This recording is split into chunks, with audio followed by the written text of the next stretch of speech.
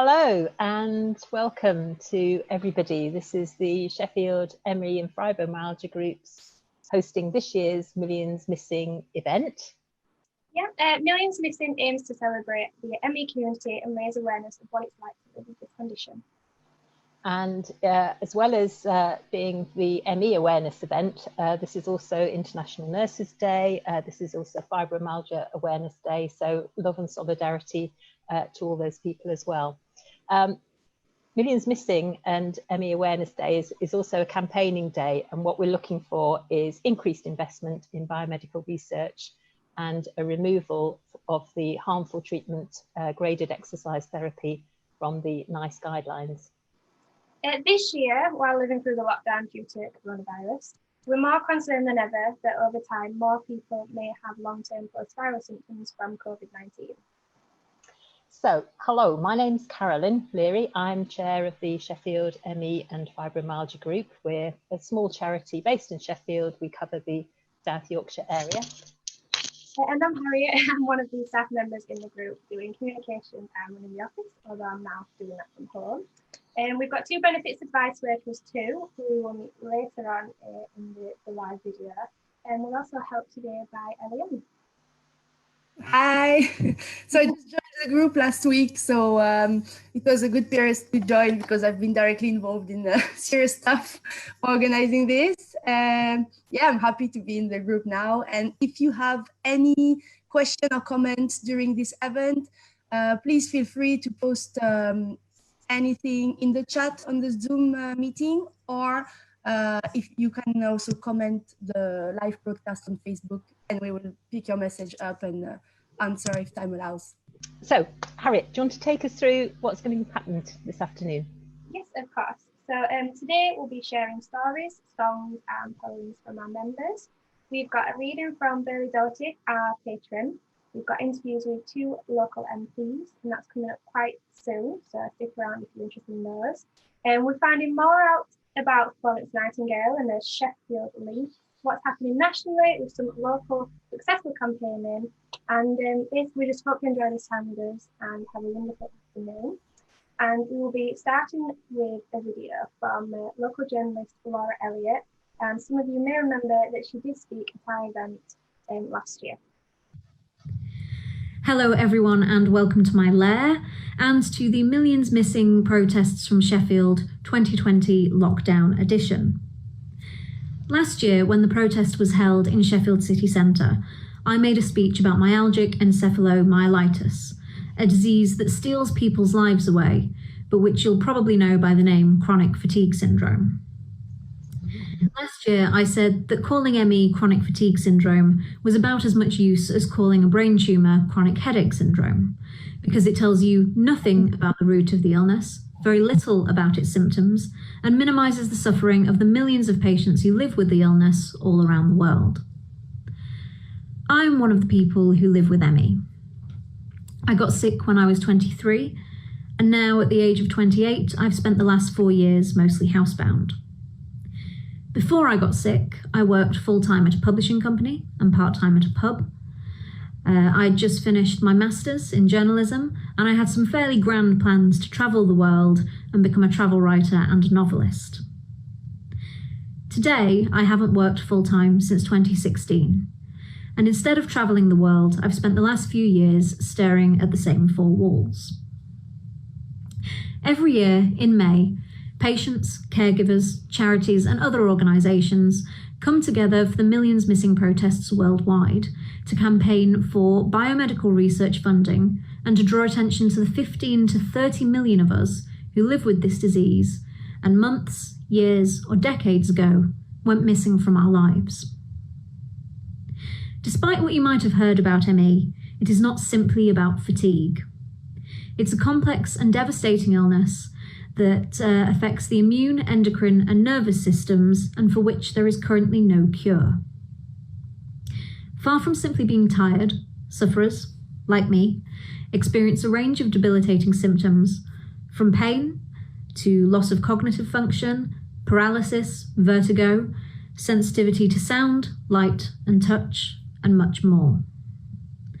around 25% of ME patients are housebound or bedbound, and around 75% of us are also unable to work.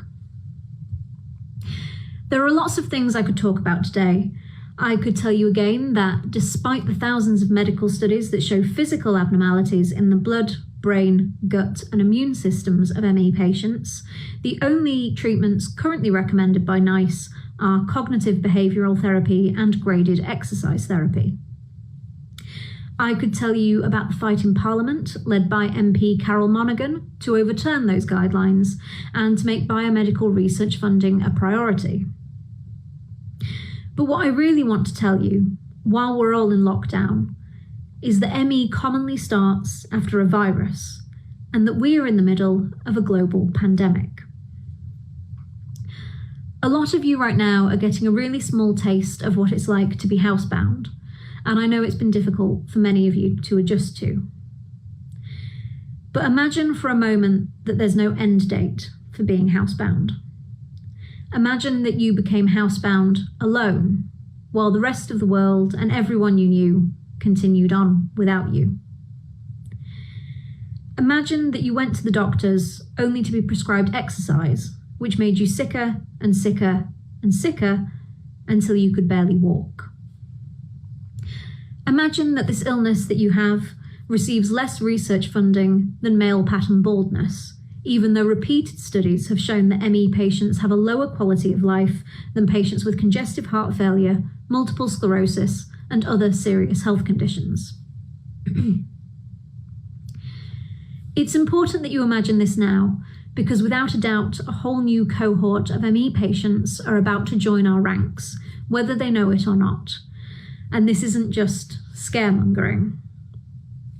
ME starts after a virus. With every viral outbreak, there have been patients of all ages and from all backgrounds who got sick and didn't die, but never recovered either. 6 months after infection, 11% of Q fever patients still have symptoms. 31% of West Nile virus patients still have symptoms. After SARS, 87% of patients still had chronic symptoms over 6 months after the initial infection. For Ebola, that figure is 90%. Right now, we don't know what the numbers are for COVID-19. And while it's important that we track data on mortality rates, we should also be tracking the rate of chronic conditions and severe disability that will persist for months or years after this outbreak has passed. I said last year that Carol Monaghan brought the fight for research funding to Parliament, and while promising steps are being made, the problem is that we've been here before. There was a parliamentary debate on ME as long ago as 1988, and very little has changed since then. Most people still think of chronic fatigue syndrome as a joke. Most people still think it means we're just a bit tired. The reality is very different, and there are no safe treatments and no cure for patients who are left bedbound and housebound without support. Without the momentum of current protests, it's all too likely that people with ME will be forgotten again. And right now, during the coronavirus pandemic, there will be more people silently slipping away from their lives and joining us between the four walls of their homes. There has never been a better time to push for research funding for ME, for a chronic condition that is triggered by a virus and leaves its sufferers trapped. As a patient, I would like there to be a different end to this story. I would like in the next year or two to be able to tell you that research is being properly funded and that doctors are able to provide relief for the millions of patients around the world who have so far been left to suffer on their own. But the reality is that biomedical research hasn't received anywhere near the funding necessary for such a widespread and devastating illness. Medical students aren't taught about the current research. Many doctors still believe that graded exercise therapy is helpful, even though a survey in 2018 found that over 80% of ME patients who tried graded exercise were made permanently worse. If a drug had that kind of record, it would have been revoked by now. But in fact, coronavirus patients who have lingering symptoms are even now being told that the cure is to exercise. As an ME sufferer, I would like to tell you to please ignore that advice. The worst thing anyone with post-viral fatigue can do is to push through their symptoms before they are ready. So, if you are suffering the after effects of COVID, please rest. It might be the best thing you ever do for your body, and I wish someone had told that to me 5 years ago. If they had done, things might look very different for me today. I have no doubt that in the next 2 decades, the stories of the millions missing, of the terrible mistreatment of this illness, will be recognised as one of the biggest human rights violations in recent medical history. But for me and other sufferers, for our friends and families, and for the people who are healthy now, but who will get sick over the next few months or years, we don't have time to wait. There are already patients alive today who have been bedbound or housebound for decades, lost generations who are only now beginning to have their voices heard. And I don't want to be part of another lost generation. I want there to be a different ending to this story. So this year, during our lockdown Millions Missing protests, there are some things you can do. If you're sick, don't push yourself. Protect yourself and others. While you're stuck at home getting a tiny glimpse into the lives of those of us who never recovered, watch Unrest on Netflix. It's a documentary about this illness made by Jennifer Breer. It premiered at Sheffield's very own DocFest and won an award at Sundance, and there has never been a better time to watch it. When you've watched it, get angry. Share our stories on social media. Join the Sheffield ME and Fibromyalgia group or your own local group. Donate to organisations like ME Action and the ME Association. Donate to biomedical research at the Open Medicine Foundation and invest in ME. Help us today so that in future years people don't go missing from their lives, and so that maybe one day soon we can get back to ours as well. Stay safe and look after each other. Thank you. Thank you very, very much to Laura Elliott. She spoke at our last Millions Missing event in Barker's Pool last year, and we're very, very grateful to her for that recording, for her contribution this year, and very strong stuff. So that's really important. Our next speaker is just arrived in the waiting room. So we're going to move along shortly. We've got interviews with 2 MPs coming up, which we're really pleased to have. We've also got a message of support from Louise Haigh MP, which I'll be reading out a little bit later. So we're very, very grateful to how well our Sheffield MPs have been supporting our cause. How are we doing? Paul, are we there yet? Yeah, I can see you. Fantastic. Brilliant, brilliant. Okay. Thank you so much for joining us today, and thank you very, very much for your ongoing support with our campaign to improve research funding in the field of ME and campaigning to remove graded exercise therapy. That's something that you've raised in Parliament on our behalf in the past, so we're very grateful to you for that. One of the things our group does is we have 2 benefits advice workers. We're going to be meeting those later on, and we've been supporting a lot of members with claims for particularly PIP, personal independence payment. And what we've raised, in fact, over £100,000 worth of money in back pay for a number of members.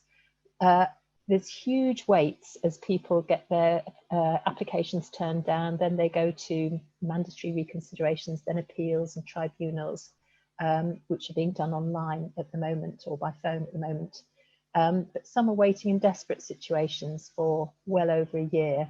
And also the quality of the decision making by the DWP seems to be really, really poor. We're having this time and time again. Is that anything that is being taken up? And is that something that you could offer us any support with? Well, firstly, let me just say I'm glad to be able to join you this afternoon. and congratulations for organising this this event in the extraordinary circumstances that we find ourselves in now.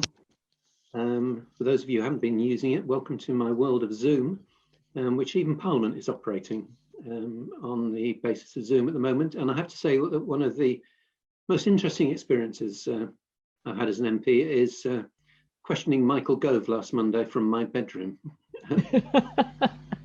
And it's good to be talking to you from the same place. Obviously, it's a really serious issue about accessing benefits, and I mean, it is something I'm actually already taken up about just over a month ago.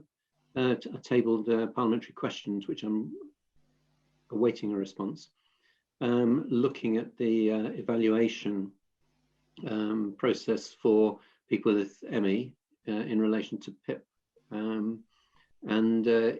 You know, it seems to me it's part of the wider problem that you face as a campaign group of an inadequate understanding of the condition. So I'm trying to get some more information from the department so that we can push that further. Great, that's really helpful that you've actually raised that issue for us, and thank you very much for that. One of the things that's happened in relation to the coronavirus crisis is that universal credit and working tax credits have been increased by £20 a week, and yet all our members, many of whom are receiving ESA or PIP, are suffering kind of particular challenges in accessing shopping, in accessing social care, a number of things which are actually causing quite increased expenses in their lives, and yet they're not getting the £20 increase. Yeah, I hadn't been aware of that until you raised that question in advance of today's interview. And what is that a uniform experience? Because that's certainly something we should be taking up as MPs in relation to our constituents who are affected. Nobody's been in touch with me about it yet. I mean, I can take. I'm certainly happy to take up individual cases. And what's the explanation? I think the increase has been applied to universal credit and working tax credit, but for people who've been on ESA, particularly who've been on that a long time, it's the legacy benefit issue, and that seems to apply to quite a lot of our members. So yeah, we're happy to write to you in much more detail about that if that's I'm glad we've raised that then, if that's a new alert for you. Yeah, well, it is, and I'm very happy to take it up on your behalf, because there's no justice in that. I mean, there should be people shouldn't be discriminated against simply because they're on legacy benefits. Okay, so lots of our members have really struggled during this particular coronavirus crisis with accessing social care. Obviously, a whole load of social carers themselves have been isolating, and it's a very, very vulnerable situation for people. There's kind of two parts to that. One raised by one of our members, Simon, who was asking about even though ME is a neurological condition, ME is not been put on the kind of highly vulnerable list. So that kind of limits some people's access to additional support. And do you have any further kind of thoughts or comments really about how we can improve social care services for people? Massive, I know, massive. Yeah, I mean, what an enormous question. Yeah. I mean, I think that the highly vulnerable list is an issue which has caused some confusion, because people who perhaps need, because of their vulnerability, access to care aren't on the list, and this is there's a range of conditions. But it's because, as I understand it, they are not more likely to be infected by the disease, and therefore there's not an additional requirement to shield. But that has caused kind of wider concerns over, in some cases, in relation to work, in the case you raise in relation to social care.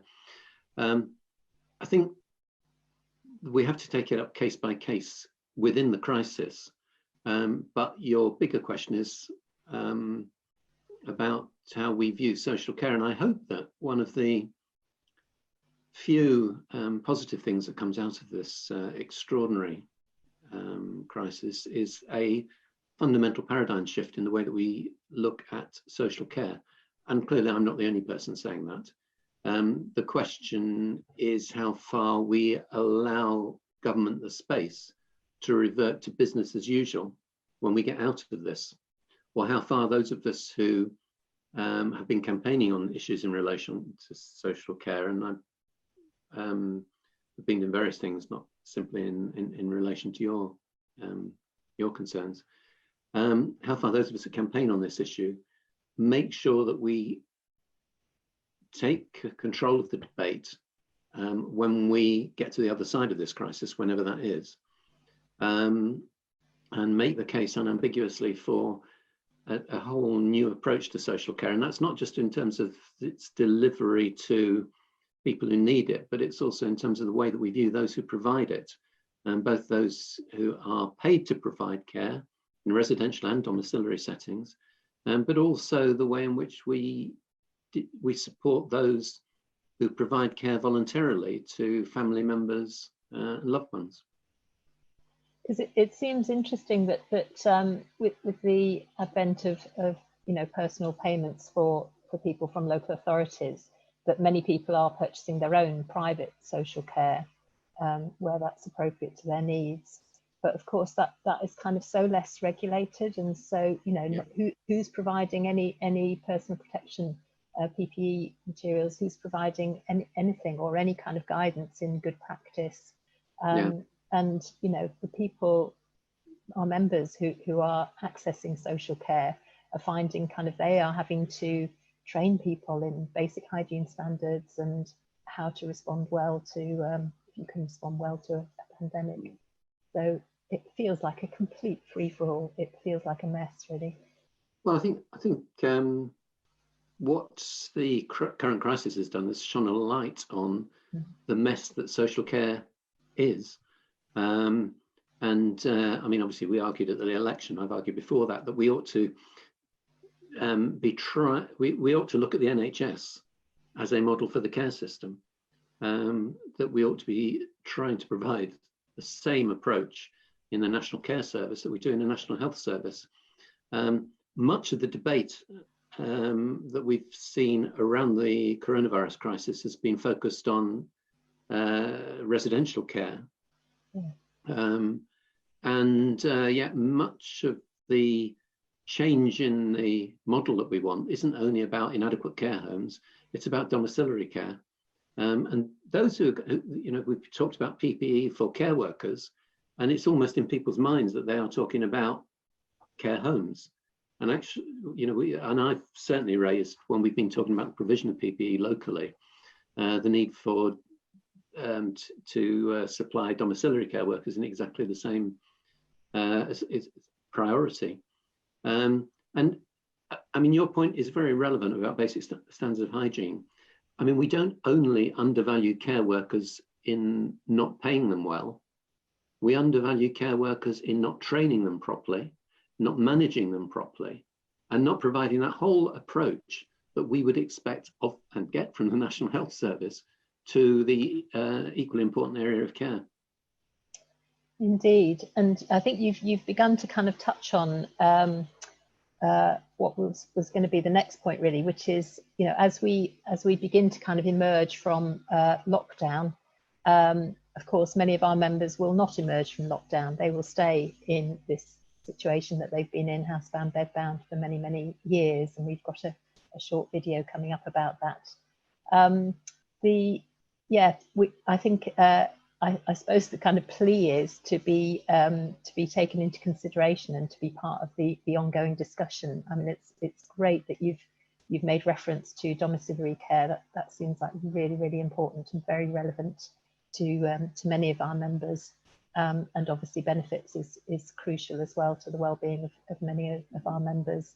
But I think people are very worried that something will go back to business as usual, and business as usual has been, absolutely terrifying and terrible for many people who've been housebound and bedbound for a long time with any of the chronic illnesses, not particularly this one.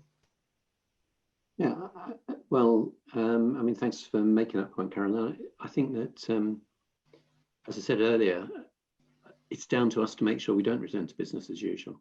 There will be lots of pressure on for that to happen. And business as usual could be worse than what it looked like before the crisis, in the sense that the country has taken on enormous debt in order to get us through this. And business as usual could be austerity plus. And what we need to do is to ensure that there is just a fundamental rethink in the way that people work, in the way that people live, in the way that the health service operates, and in the way that people are cared for and supported. Okay, thank you very much. I mean, we're certainly wanting to feel hopeful that the notion of a just recovery, a fair recovery, is a possibility. I think people are very worried and scared about that at the moment, but obviously that's very much what we would wish to see on the horizon. Can I just say a huge thank you to you? I think you're working in extraordinarily difficult times, and I can't imagine what it's like having to challenge government ministers from your bedroom. But yeah, that's not an unusual experience for those of us spending a lot of time on Zoom. So thank you very, very much for making the time to come along today. I hope you'll stay. We're just showing a very short film, really, which is about our real concerns about graded exercise therapy in the context of coronavirus. And then Olivia Blake, who's already joined us, is also going to be chatting with me briefly as well. So very grateful to our support from local Sheffield MPs, and thank you very much, Paul, for the issues that you've been raising in Parliament on our behalf. So thank you. It's a pleasure, and I look forward to continuing to work with you. Thank you very much, Paul. Okay. So we're going to move into a short film made by a local, or directed by a local member, and called I Got a Virus. I got a virus. I didn't die. But I never recovered. 1 year later. 8 years later. 16 years later. 20 years later. I still can't live my life. I'm still housebound. And bedbound. I can't work. I cannot do a normal job. I can't look after myself. I have missed my daughter's childhood. I can't play with my kid. I'm now diagnosed with the chronic illness. Myalgic encephalomyelitis. ME.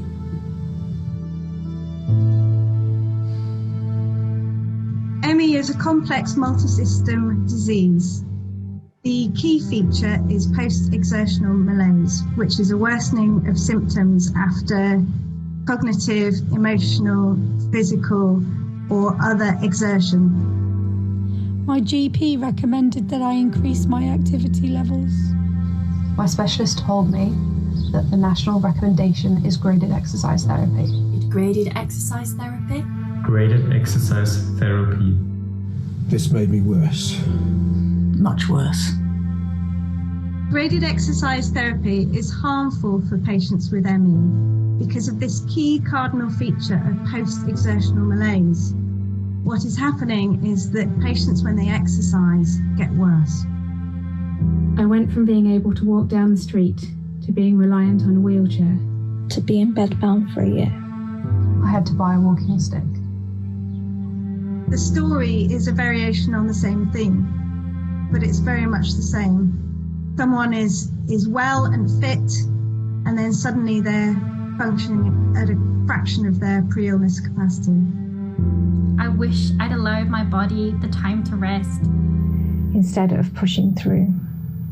I wish the recommended therapy hadn't made me and thousands of others worse.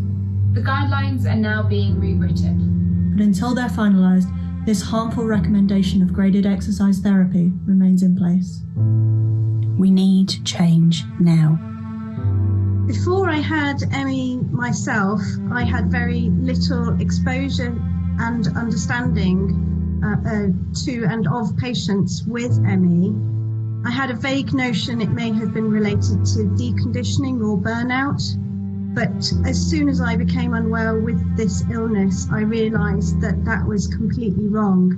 This is a severe, complex neuroimmune condition. It is possible that COVID-19 unfortunately will lead to an increase in the number of people with ME. We think this because there has been a variety of studies, one of which in Australia found that about 10% of people who had had one of 3 or so viral infections after 6 months had fatigue syndromes. Therefore, I think probably a 10% level is what we might and should expect.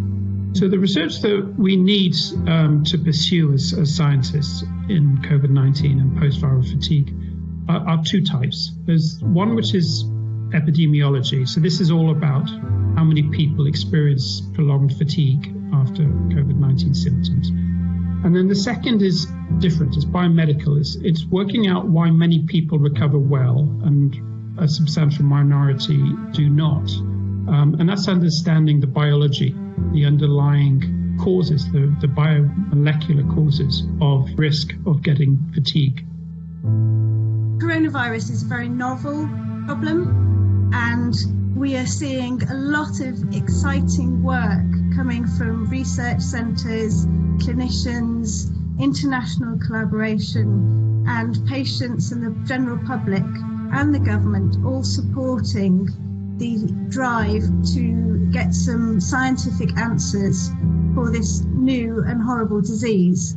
And what we need to do is see the same sort of movement in finding a cure for ME. What I'd like to say is that I hope that I'm not right. I hope that there isn't an upsurge in the number of cases with initially post-viral fatigue and then diagnoses of ME. I hope that that's not the case. But if it is, then I think a far larger number of our population, this country and abroad, will have a better understanding of those who have lived with ME for many, many years. I wish I could go and watch live football again. I want to climb mountains again. I want to be able to run again. I want to sing and dance again. I want a proper social life. I want to be the best parent I can be. I want my life back. I want to be able to live my life again. I want to be independent again. I want to be free from pain. I want to get up for more than 4 hours a day. I want to join the real world. I want to be able to go out of the house. I want to be able to do something for longer than 40 minutes before having to lie down. I want to hold my head upright, at least most of the day. I want to listen to loud music and dance wildly. I want to go. I just want to be able to go downstairs and sit in my garden. I want to leave my bed.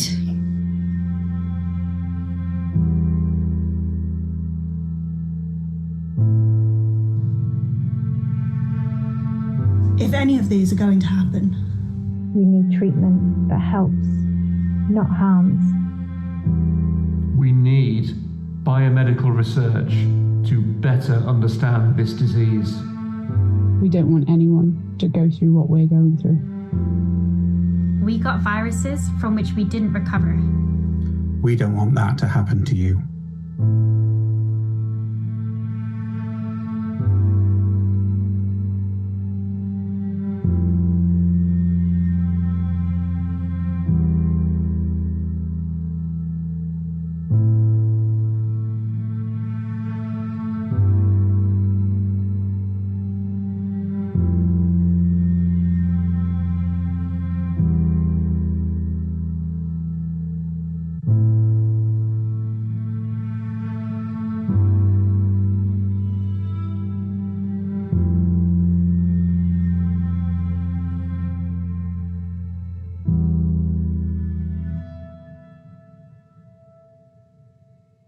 Thank you very much, Paul, for staying to watch that film, and a welcome to Olivia Blake, if you're there. Hello. Hello. Thank you very much for joining us to watch that very powerful film. As I think everybody is beginning to get grips with new technology, so people were able to make and send all those clips which were then curated together to make a very, very moving film. So thank you for watching that with us. So can I just say a very warm welcome. We're delighted to meet with you. There were pre-COVID plans to meet for a coffee, but it never happened. Yeah, you've been MP for less than half a year, and it must feel like a lifetime, because you've had about the most challenging start in the job imaginable. And yes, I did listen to an extraordinary piece of radio on the World Service about 100 days since Brexit, which was very illuminating. We're very interested that you've chosen ME as one of the kind of things that you're particularly interested in. So I was just wondering whether you've got a particular connection, or whether there was a reason for that, or why it stood out for you. So this is something that I'm very much passionate about. Partly because I got glandular fever in my early 20s. And unfortunately for me, I got prescribed graded exercise, which made me 100 times worse. And actually, it delayed my eventual diagnosis of the underlying thyroid condition. And the difference between like the pathway of care for having post-viral fatigue or and eventually being called ME and having a thyroid condition were just a million miles away from each other. So I think that for me, that kind of really showed me how limited the support is at the moment, and how, it's very much reliant on the community to be able to reach out to each other like you are, provide information. Because for me, the medical interventions that I had were just not up to scratch, and so it is very personal to me, and I haven't really been that blasé about sharing that with people, because I think it's a very hidden illness and people just tend not to understand. But now I'm in a position where I can represent people. I think it's really important that the voice of people who have been through post-viral fatigue and other fatigue conditions and ME for years and years do need to get a light shone on the unfortunate kind of misunderstandings and misconceptions that are quite prevalent. Wow, that's an amazing story. Okay, that's I wasn't aware of any of that. So one of the things that you did early on in joining Parliament is join the all-party parliamentary group on ME that Karen Monaghan, who's been a long time advocate working on our behalf, it's a group that's been going in the past, but has re-established itself after the election. Could you say a little bit about, or introduce some of our people watching to what the all-party parliamentary group does? Yeah, so essentially it's a group of members of parliament who are all from different political parties, and it's an opportunity for us to work cross-party to come up and try and shape the opinion of other politicians and try and push for changes that we'd like to see, and just an opportunity for us to really focus down on the policy areas that we think are really important. So this year we agreed that we would look at access to healthcare, access to financial support and welfare benefits, as I know you've been talking to Paul about, protection for young people and children with ME. Obviously the biomedical research spending and making sure that there's more money going into research. And then we also, after discussion, agreed on including looking at the economic and societal impact of ME. And if we could use this as a way of trying to leverage in more funding to treatments and also to research. And I also suggested that we looked at medical diagnosis as well, and making sure that actually general practice in particular don't fall into the trap of just prescribing things that don't work and actually make people worse, like graded exercise. So we've agreed to look at all those different areas. And we've had one session on the biomedical research so far. And I've just been in contact with Carol today to try and see what we're doing virtually, because obviously the work of the APPG has kind of been quite disrupted. But as your video, which was really, really moving and well done for putting that together, shows, is that COVID-19 is going to have a massive impact on people, and we need to make sure that as we go forward we're talking about the support that we can put in place for people who might be new to getting ME, but also people who might have ME and have picked up COVID-19 as well, because I think that's the other side of it as well, is it you might be getting better and then suddenly having this to deal with as well. So yeah, it's just about making sure that we look at those areas and try and get a consensus amongst us as cross-party members of Parliament to try and push for change within our laws and policies. Thank you. Yes, one of the things we really welcome is that it is an all-party group, because we obviously don't want to be involved in a kind of political football situation. So it's been great because we have actually had support from across all the political spectrum, and we really value and appreciate that very much indeed. I mean, I think you've sort of covered this a bit, but obviously the question on everybody's mind is as lockdown is gradually, we are gradually sort of freed from that in whatever slightly odd way is happening. For the people who are housebound and bedbound with ME, lockdown continues. It's been there for years. It will stay for the time being, and we're just very frightened that it goes back to kind of business as usual. And somehow we've almost got to kind of see whether this could be a bit of an opportunity to shout a bit louder about what happens when you're struck down with these incredible viruses that just absolutely don't just sort of decimate your physical health short term, but potentially for the rest of your life. Can you see some opportunities in this? Yeah, no, I think that there has to be opportunities in this. I think, it's, I mean, I know the fear of not being able to get out of bed and how scary that initial period can be. But I also know that, a year into this, it doesn't get any easier. And I think that it's how we can build bridges to make sure that we are getting the support to people in the right way.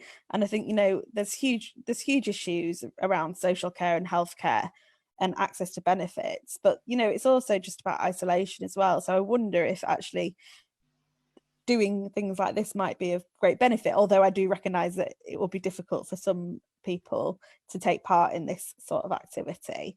But I think it's really important that we do build policies around this, and I think that all the things that the APPG are focusing on will become more relevant as we go forward. And I think understanding the impacts of what this virus in particular could really open up opportunities for the wider research around it as well. So I hope that we can put pressure on and make sure that the missing millions aren't the forgotten millions as we go forward. And I think it's really important that we continue to fight to make sure that we are getting better treatments, we're getting better support, and we're getting an environment where it's much more understood what ME is and the impact it has on people's lives, because I think it is a really misunderstood condition, and I think that that's something that we really need to get across to people, and that's what I'm hoping that I can do as an MP. But also just making sure that we're representing people who are going through this and making sure that they are getting all the access to support is really important to me as well, because I think there's hundreds of people across my constituency who will be affected by this, and I think it's just really important that people feel that they can reach out to their politicians as well. And I'm pleased to see Paul was on the call as well, because I'm sure he feels exactly the same about that. And we are particularly grateful because I know you have actually written letters of support for some of our members in relation to benefits issues. So we really appreciate the casework that we know you've been doing, and I'm sure your inbox is absolutely unbelievable. But so yeah. So I suppose one of the things is that while people are, particularly housebound, I mean, even people who do manage to get out a little bit are still spending significant amounts of time at home. The internet is absolutely crucial, and access to good smartphones and laptops and broadband is kind of critical in terms of reducing isolation. And while some people might decide that living a life on Zoom is actually not what they want to do, but for many people it is their way of keeping in touch with family and friends. And I just wonder whether one of the things that could come out is to really kind of demand that isolation is addressed by making good use of the technology that's around. Yeah, and I think actually that's much broader than ME as well. Yes. I think hopefully Zoom has shown people that we can do things differently, and I've certainly been reconnecting with people who I've not spoken to for years, and I know so many people who are saying that. And I think actually that's been like the one kind of thing that's been positive in this is that ability to connect with people in a way that possibly hasn't happened in the same kind of way. But I do also think that we need to acknowledge that actually Zoom calls are quite tiring. And I've been on Zoom calls for up to 6-7 hours a day, and I think it is a much more tiring kind of engagement, but it's getting used to that, I think. And I'm sure people thought that about carrying mobile phones around when they first came out as well. But I think it's about how we build opportunities as well, because there's a lot of people who are isolated out there who've lost contact with family and friends. I recognise that. It's very difficult for family and friends sometimes to understand what you're going through. So I think it's about also making sure that there are links into people who are going through the same sort of thing, and also that kind of support network, and that's another way of tackling social isolation. Okay, yeah, I didn't mean to kind of do a particular kind of advertisement for Zoom, because it is, like you say, it is in itself very tiring, but just we keep in touch with so many members through lots of different platforms, and they're really important. So I've got a comment through from one of the people watching, so saying maybe the world will listen and recognise us more now due to COVID, and I completely agree on what's been said, and also thank you to Olivia. We appreciate your support and solidarity.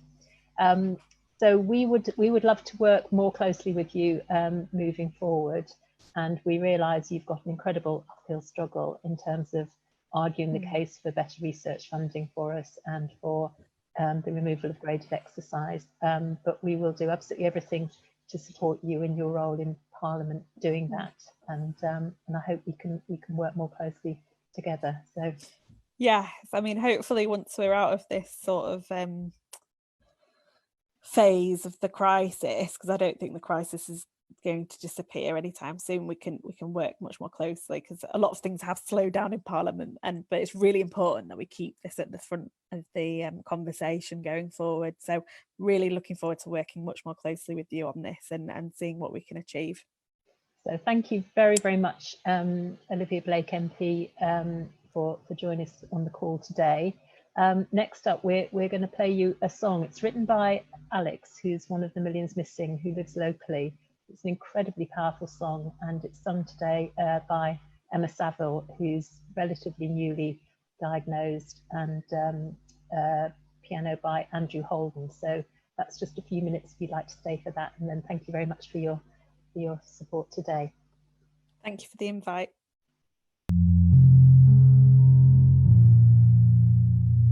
Lost inside this well of pain.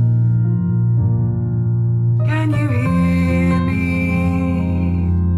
Can you hear me? If I'm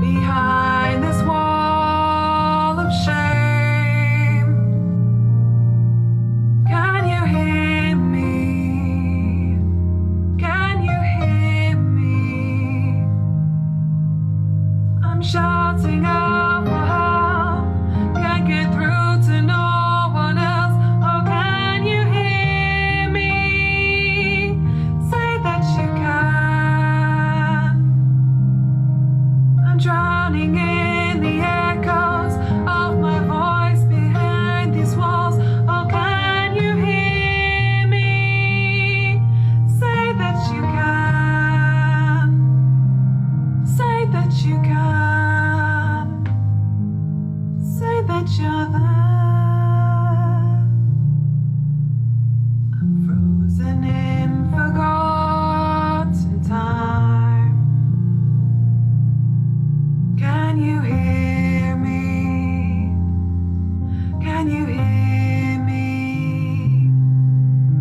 You're watching as the world goes by. Can you hear me?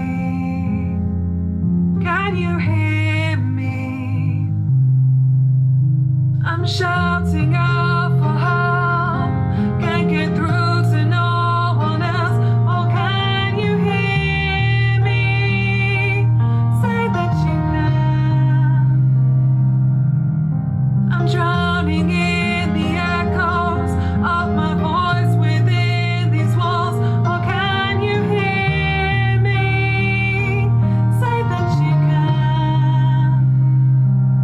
Say that you can. Say that you can.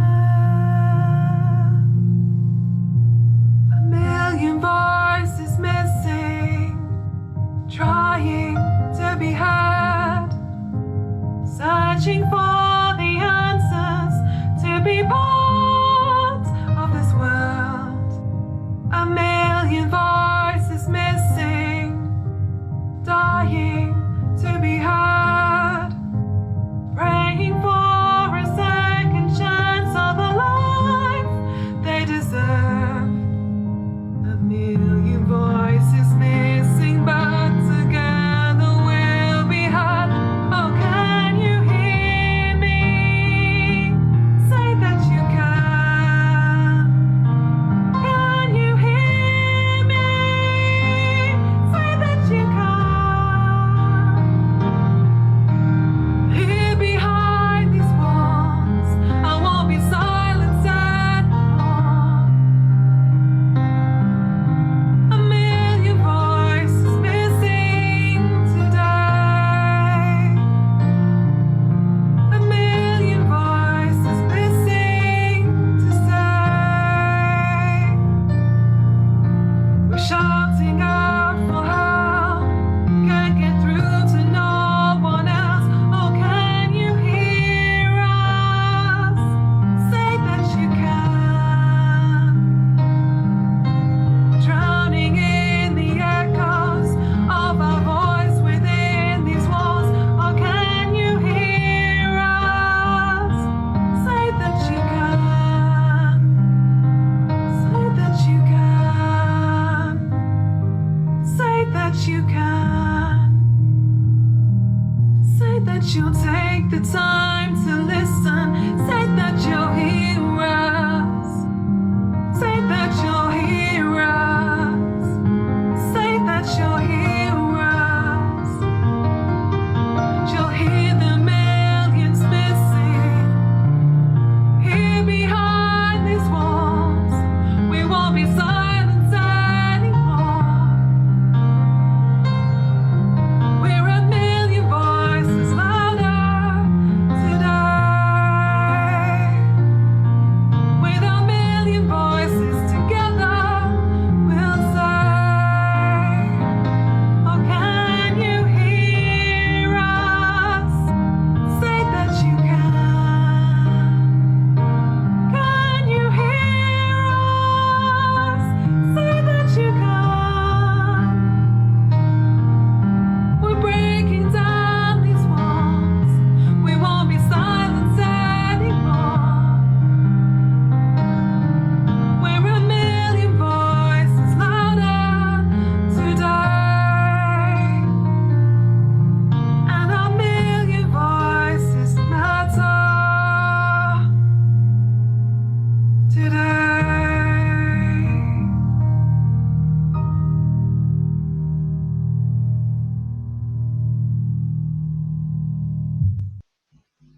I just wanted to show something because earlier we talked about Zoom meetings that were quite exhausting, and we have a nice little cartoon here from Becca from the group who So I just wanted to show it because it's like sticks to the subject. Yeah, Becca's one of our trustees, and she does these amazing cartoons. It's fantastic to have her as part of the team. And indeed, I think we can probably all recognise the effect that Zoom has on us. So yeah. Thanks, Eliane. And thank you very much to Emma Saville for that very, very powerful and moving song written by Alex. So Emma sings about the millions missing, and so to put the Sheffield event in context, we've invited Sian to join us just to tell us a little bit about what's going on nationally and potentially internationally as well. So Sian, are you there? Hi. So so tell us a little bit about what's going on across the UK first. Well, yeah, I'm Sian. I volunteer with ME Action nationally and get involved in some global stuff as well. And yeah, we're really excited to have another live event later on today, starting at 4 p.m. on the ME Action UK Facebook page with a whole another lineup of speakers. But yeah, I just want to say how amazing it is to be able to hear from Olivia Blake and hear that we have someone with such a personal connection representing us in Parliament. So that was very moving, and an amazing song from Emma there. So yeah, starting from 4 p.m, we've got a whole lineup of speakers, including Karen Monaghan, who Olivia mentioned as well, because she's Karen Monaghan's chair of the all-party parliamentary group on ME, has been an incredible advocate for us in Parliament. So we're really grateful to. We've got a young woman called Laura Smith who took part in the film that was shown earlier, speaking about why she chose to make a submission, video submission to that film, and what it means to her to be able to raise awareness. We've got David Green, who's director of the Florence Nightingale Museum, which is really interesting, and he's done another short film with us that we've put out on YouTube and social media through ME Action, talking about that connection between Nightingale and ME, an International ME Awareness Day, and I understand you guys have got someone coming on later to talk about that as well, which is great. And yeah, just really important to make those connections because it's also International Nurses Day today. We have Stuart Murdoch coming up. So many of you will know him. He's a lead singer of the band Belle and Sebastian. And he's going to talk to us a little bit because he has ME himself and has been involved in kind of advocacy for quite a while now. But he will also at 6 p.m. on the Belle and Sebastian Facebook page be doing a short live set in aid of Millions Missing and International ME Awareness Day. So be sure to check that out if you still have the energy. We've got Catherine Hale, who is working with the Chronic Illness Inclusion Project, which is kind of a subgroup under the Centre for Welfare Reform. And they've just put out a new report about energy impairment and how we can work towards a kind of better understanding of chronic illness politically and in our laws, I guess. So that'll be really fascinating to hear from her. We've got a young woman called Hannah speaking to us, who has been fighting for access to online education and was eventually told no. And that's going to be especially poignant because obviously everything has changed now. Suddenly it's possible for everyone, but when it was, an individual with ME who wasn't able to get to school, it wasn't possible. So I think that's going to be a very poignant but sad little speech from Hannah. Really grateful for her to come and talk to us nationally. We've got Dr. Nina Muirhead, if I can have time to keep going, who is put out a new module, education module on ME on a website called Study PRN for doctors and other healthcare professionals to learn about ME. So we're excited to hear from her. We've got Professor Chris Ponting, who is a chair of medical bioinformatics at the University of Edinburgh, speaking a bit about what he knows about both COVID and ME and hopefully something about his research. And are you able to tell us a little bit about how this fits in with what's happening globally as well? Happening globally, I mean, overall, the campaign aims this year are around increased research funding, as always, because it is so low in comparison to other diseases that have, you know, a similar or even lesser impact. And then also around graded exercise therapy. So we're having millions missing events. Well, there's main ones in the UK and the US, but other small events happening across the globe. And you can find out more about that if you go to millionsmissing.org.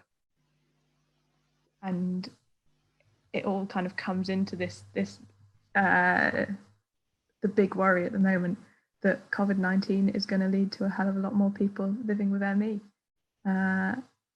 And we can't know exactly what those numbers are yet. We can't know exactly what will happen, but we've got, you know, past research into other coronaviruses that shows that people do end up with ME-like syndromes after 6 months in relatively large numbers. And it feels like it's you know, there's very little we can actually do about that, but the only thing we can do something about is trying to divert people away from graded exercise. So I think we can both divert people away from graded exercise. That feels really important. So the National Institute for Health and Care Excellence is currently updating the ME guidelines, but that's been put on hold because of this pandemic. And so in the meantime, this recommendation of graded exercise therapy remains in place, which is a really major concern. So, you know, nationally, we have been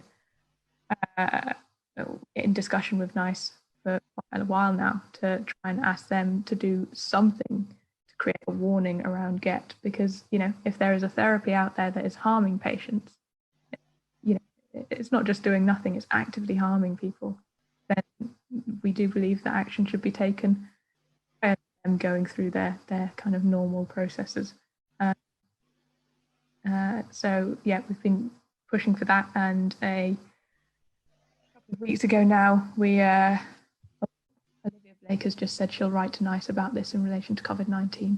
So thank you, Olivia, that's fantastic. But yeah, a couple of weeks ago, we sent a 6 meter long card to NICE with messages from people with ME across, you know, the country and globe, actually.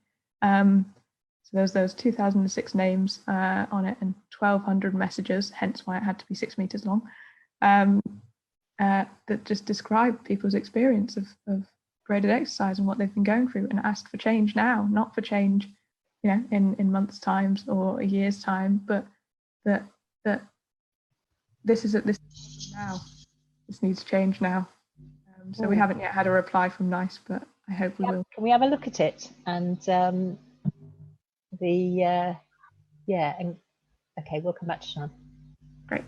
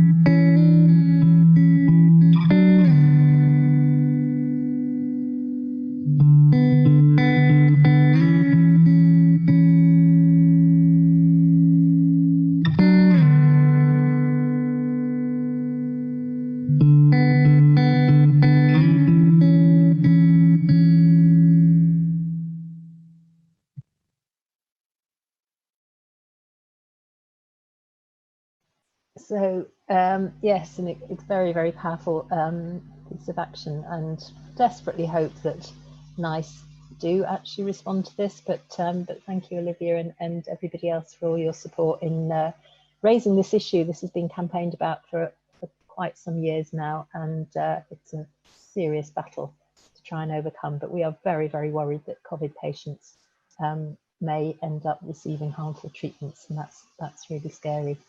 Okay, have you got any last thing you want to say, Sian? I think we absolutely have to, warn people away from graded exercise who are experiencing post-COVID fatigue-like syndromes.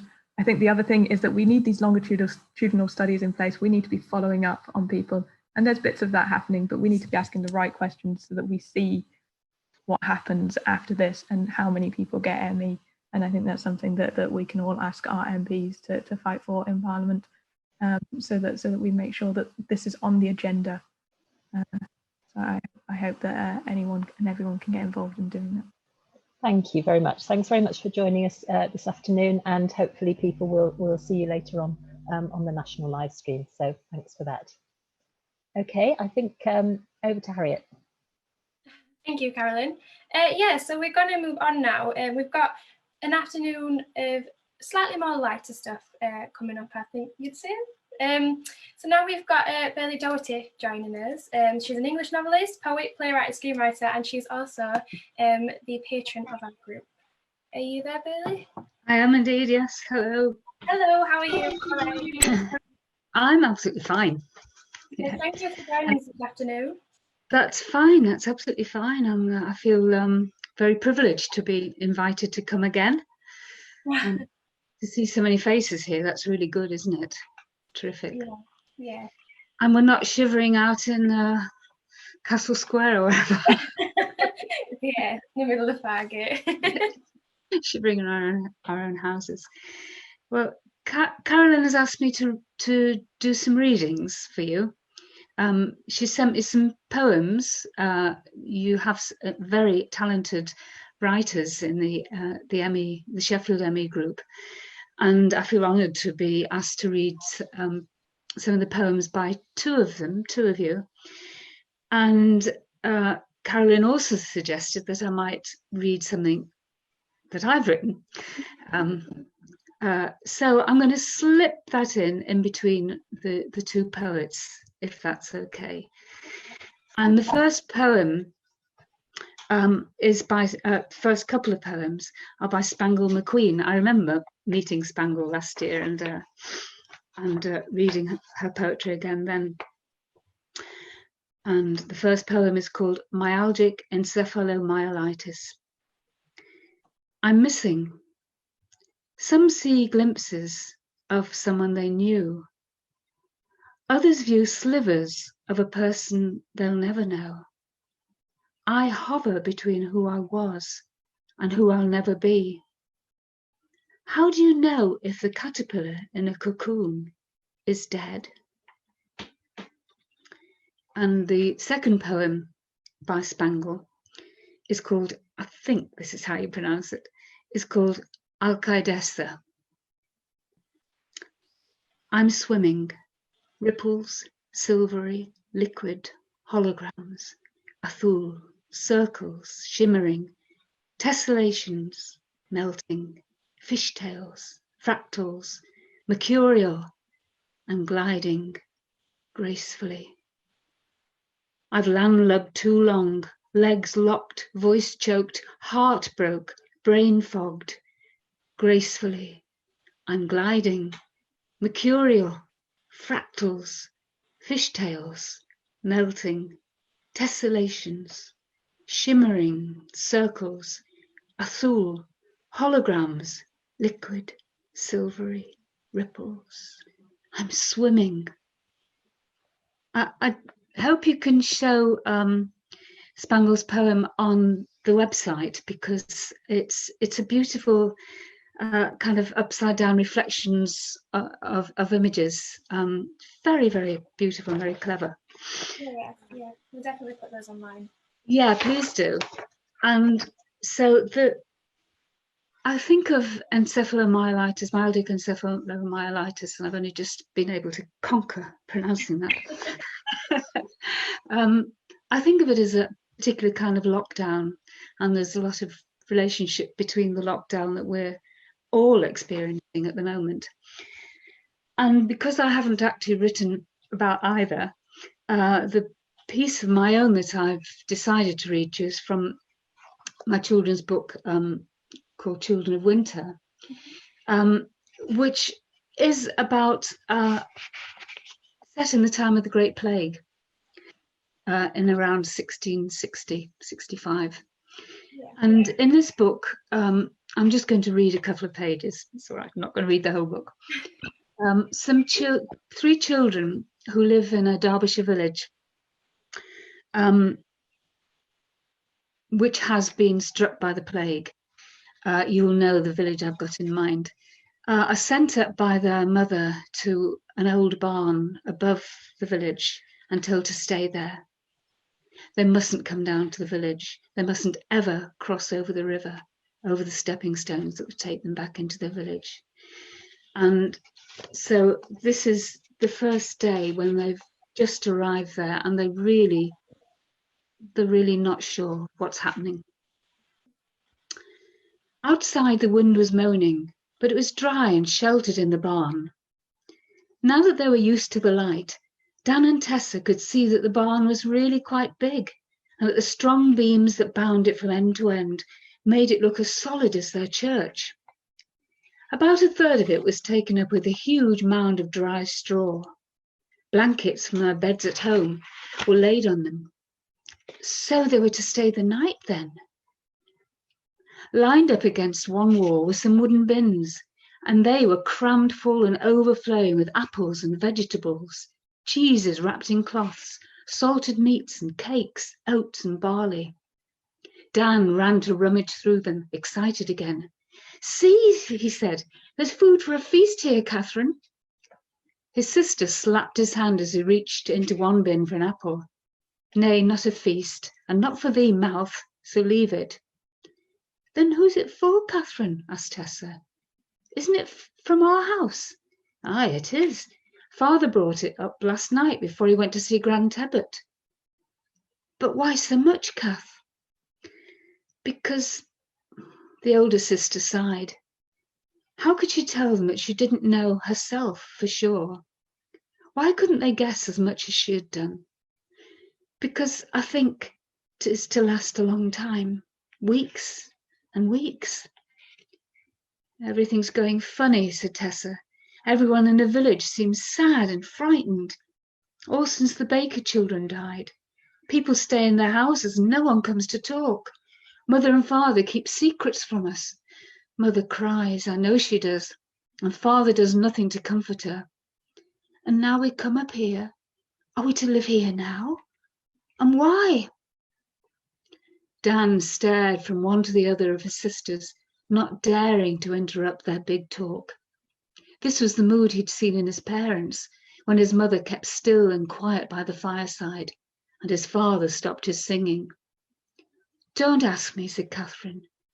"I don't know." She sank down onto one of the blankets, overcome now with the day's tiredness. It would be a relief at least to share her worries and her guesses. "I think something terrible is happening to the village, but I don't know what it is. There is sickness, and there are more deaths than in the baker's house. That I do know. I think Mother and Father want us all to get away from it if we can, hide from it if such a thing is possible," Catherine faltered. "Whatever it is." "But they are coming, aren't they?" whispered Dan at last. "We won't be here on our own." "Of course they're coming, little man." Catherine drew Dan down onto the straw next to her.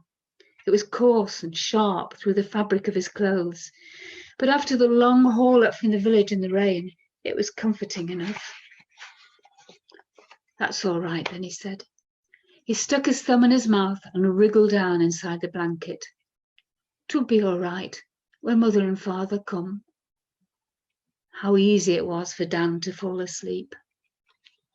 And that's as much of it as I'll read to you. And I'd like to finish off with one of your wonderful poets. I would say that was a bizarrely, wonderfully perfect extract for what's going on at the moment. I don't know if that's the right way to say that. Yeah. It was a very nice thing for you to say. Yeah, it just rounded a lot of things off, I guess. Yeah. Oh, good. Your other poet is Tina Shepherd. Is she here? I'm not entirely sure, actually. I believe she will be somewhere. If not now, then. Right. Well, anyway, they're wonderful poems. She might be watching on Facebook. Yes. Oh, she might be. Yeah. Okay. I don't do that kind of technology. I don't do the Facebook bit, although I am there, but I never look at it. Anyway, Tina's poems. The first is called Longings. Some nights I almost die with longing for places unseen. The clear waters made for swimming are all lost to me. Some days I could sleep a final sleep as the pain of confinement suffocates. I long for adventures seen only in my dreams. My life is small, filled with small things, inconsequential nothings of boredom. Palettes of grey skies surround the smallness of me. No bucket list. Emptiness abounds. Pain and sleep, my eternal companions. No crossroad choices open, just no entry signs. And her second poem is The Storm. There's an invisible black cloud that hangs over me. There's an invisible cloud of pain, a storm brewing in the ether. I'm not singing in the rain. I can't remember the tune. I'm not dancing in the rain. My dancing days are all done. It must be raining. There's water down my cheeks. It must be thundering. There's a discordant heartbeat. I can touch lightning. It cracks through my core. I can smell the sulphur, my private hell to be born. There are waves crashing that toss my body on jagged rocks. Time after time, limbs spasm. My battle with the storm lost. All amazing poetry. Well, thank you very much for joining us. And You're very welcome. Thank you again. Yeah, I'm not sure if Carolyn wants to say anything or... No, we've got a little nod in the background there. Well, yeah, thank you very much. And you want to stick around, you're more than welcome. Yeah. It's you. Stay on for a bit. We're going to move on now and remain with stories, I guess, is the theme. And we put out a week or so ago asking if any of our members would like to get in touch and would be willing to share their stories or experiences with ME. And we would just like to say thank you to Marianne Lowry, who got in touch and was willing to have a chat with Carolyn and tell us about what she had been through and experienced. I'm 43 now, and I've had ME since I was 30, I think. I've had it about 14 years now. Yeah, so quite a long time really. It's gone kind of fast and kind of slow in a way, and it has got progressively worse over the years. Like when I first got ill, I didn't know what it was. And I was still relatively active, like I had to stop work, but I was able to do some volunteering and some bits of travel for the first, I don't even know, several years, I guess. And it wasn't until about 5 years ago, maybe, that I started to become more housebound. And then about 2 years ago, like fully housebound really, and bedbound a lot of the time, like I have to lie down most of the time. What did you used to do then? What was your job and what were you like before?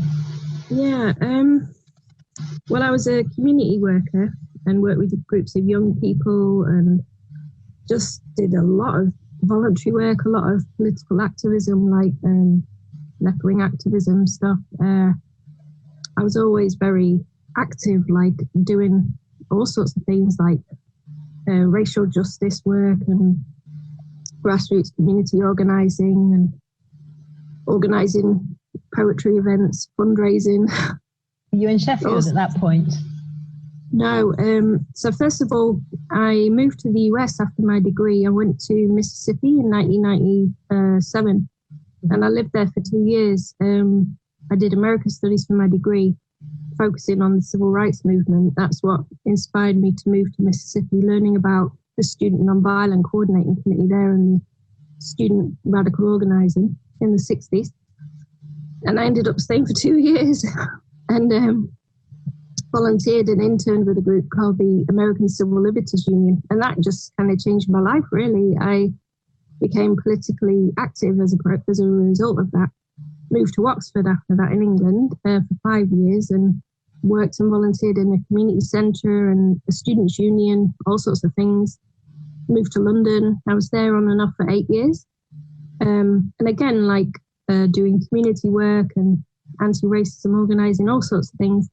But it was while I was in London that I got sick in 2007. I'd be walking up the stairs in the community centre where I worked and my legs would be burning, like my thighs, and I'd be falling asleep at my desk and I couldn't concentrate on anything. And so, I went off work thinking, oh, maybe I just need a bit of a rest. I'm maybe a bit overtired. And I never was able to go back. And I think that is one of the hardest things. I think a lot of activists suffer with burnout because there's too much to do and too few people to do it. And I think, I was sort of falling victim to that a bit, really. But I think that is one of the hardest things is not being able to do what I'm really passionate about and still having all these ideals and views and passions and frustrations about the injustices in the world, and that I can't act on it how I want to, the frustration is immense. I can't even express how frustrating and how impotent and useless at times I feel, it's probably something I struggle with daily, to be honest. Yeah. How do you feel this has affected, friendships, relationships, family? I think like a lot of people with ME, you do feel very isolated. I've always been a very social person. Wherever I've lived, whoever I've, known, going out dancing, I've always loved dancing, and I can't do it anymore. I can barely dance to one song at home, without my legs burning in agony and collapsing in pain afterwards. It's just ridiculous. So the opposite of what I've always been. And I've always loved going to parties and having people over at my house for dinner. I used to cook for 30 odd friends in London at a time, get people together and make dinner. And, I loved it. And I can't do that anymore. I can barely make toast here, without feeling exhausted and in pain. So it's radically different. I'm lucky I've got some really good friends. I've got my husband, Sean, who moved over from Ireland to be with me, and he's just amazing and does a lot of the physical things that I can't do, like makes dinner and does a lot of the housework, for which I just can't do anymore. My mum is brilliant. She's amazing. My sister's supportive, and unfortunately, I struggle with my dad, which is very, very difficult and painful. That's not been an easy one at all. And still isn't. He's very much in denial about my illness and can't handle it at all, so that's quite difficult. A lot of my friends are really supportive, but a lot of them aren't in Sheffield, so I don't really get to see them very much. But we do message as much as we can, and they're understanding when I can't chat on the phone, because I'm just too tired. During the pandemic, has it made any difference? Definitely to my mental health. I suffer with depression and anxiety anyway, like a lot of people with ME. They sort of go hand in hand, depression and ME, or fibromyalgia, which I've got as well. But I think definitely my anxiety levels have shot through the roof, and I've noticed that my insomnia is worse. Like last night, I couldn't sleep till about 6 a.m. and that's normal for me at the minute. And that's with doing deep breathing and herbal teas and everything. yeah, like I've had to take some extra medication to try and help with the anxiety, you know, and the panic attacks.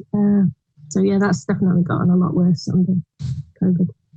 I'm worried about my family as well. My mum's in Spain, my sister's in the Midlands. Like, yeah. So it's. What do you feel you've learnt about yourself through having a chronic illness? Has anything surprised you? I've kind of cultivated my love of gardening. I mean, again, like I can't do much of the heavy physical stuff. Like, bless Sean, even though he hates gardening, he does that for me. But like, our garden is our little oasis, my little oasis. So I think that's become really, really important to me. And yeah, I don't know. My love of cats has kind of expanded even further, and I think if that was at all possible, but I think like my cats, my husband, and my mum in particular, are close friends, are definitely part of what keeps me going, and they've become even more important than before. You know, I think my relationship with my mum has deepened even further since becoming sick, really, since not having as many things going on in my life, which is sad and deeply frustrating on the one hand, but then I suppose what also has come out of it is that closeness with my mum has deepened. I think resiliency as well. You learn how resilient you are, even if you don't feel it a lot of the time, and you get frustrated and pushed to the brink of your own ability to cope time and time again. But I think, yeah, you sort of learn how resilient you are, and the importance of small things as well, like chocolate. I don't know, and your favourite programmes on telly, or like trying to have gratitude as much as is possible, like trying to consciously remind yourself of the smallest of things that are important. Do you use music a lot? Yeah, I do love music, definitely. I like a lot of Irish rebel music and folk music and political folk music, a lot of kind of soulful music, freedom songs from the US. Like, I find music like that kind of strengthens me and gives me strength and courage, thinking about what people, you know, who have struggled kind of for freedom and justice across the world have been through and what they've survived. And, you know, I know it's not at all the same experience, but it does help give me some strength, really. Brilliant. Thank you very, very much to Marianne for that interview, and a really huge thanks to all the people who are living with ME and fibro and other related conditions for speaking out on today, Millions Missing Day and ME Awareness Day. It's not easy speaking out, and we really appreciate you doing it. Today is the 12th of May. It happens to be the 200th anniversary of the birth of Florence Nightingale. And I was delighted that after a bit of kind of detective work by a friend of mine, we managed to make contact with and meet up with Ian Carey, who's done some sort of reading and has an interest in the life of Florence Nightingale. And so I just wanted to have a brief discussion with Ian, just to find out a little bit more about Florence Nightingale. Hi, are you there, Ian? I am. Hello. Brilliant. Good to see you. Thank you. So it's fascinating. So ME Awareness Day and Millions Missing Day are on this date because we understand that after the Crimean War, Florence Nightingale was struck down by some sort of possibly post-viral illness and spent a lot of time in her bed, but that didn't stop her. So she managed to, from her bed, she managed to sustain a kind of lengthy campaign. But our image of Florence Nightingale, based on presumably a lot of Victorian media, is very much of the caring profession, the lady with the lamp who tended to the needs of soldiers in the Crimea. But you've done some more reading, so what's your sense of Florence? Well, firstly, she was a remarkable woman. I think she was alive today, she'd be seen as remarkable, but particularly in that period, the Victorian era. what she achieved is truly amazing.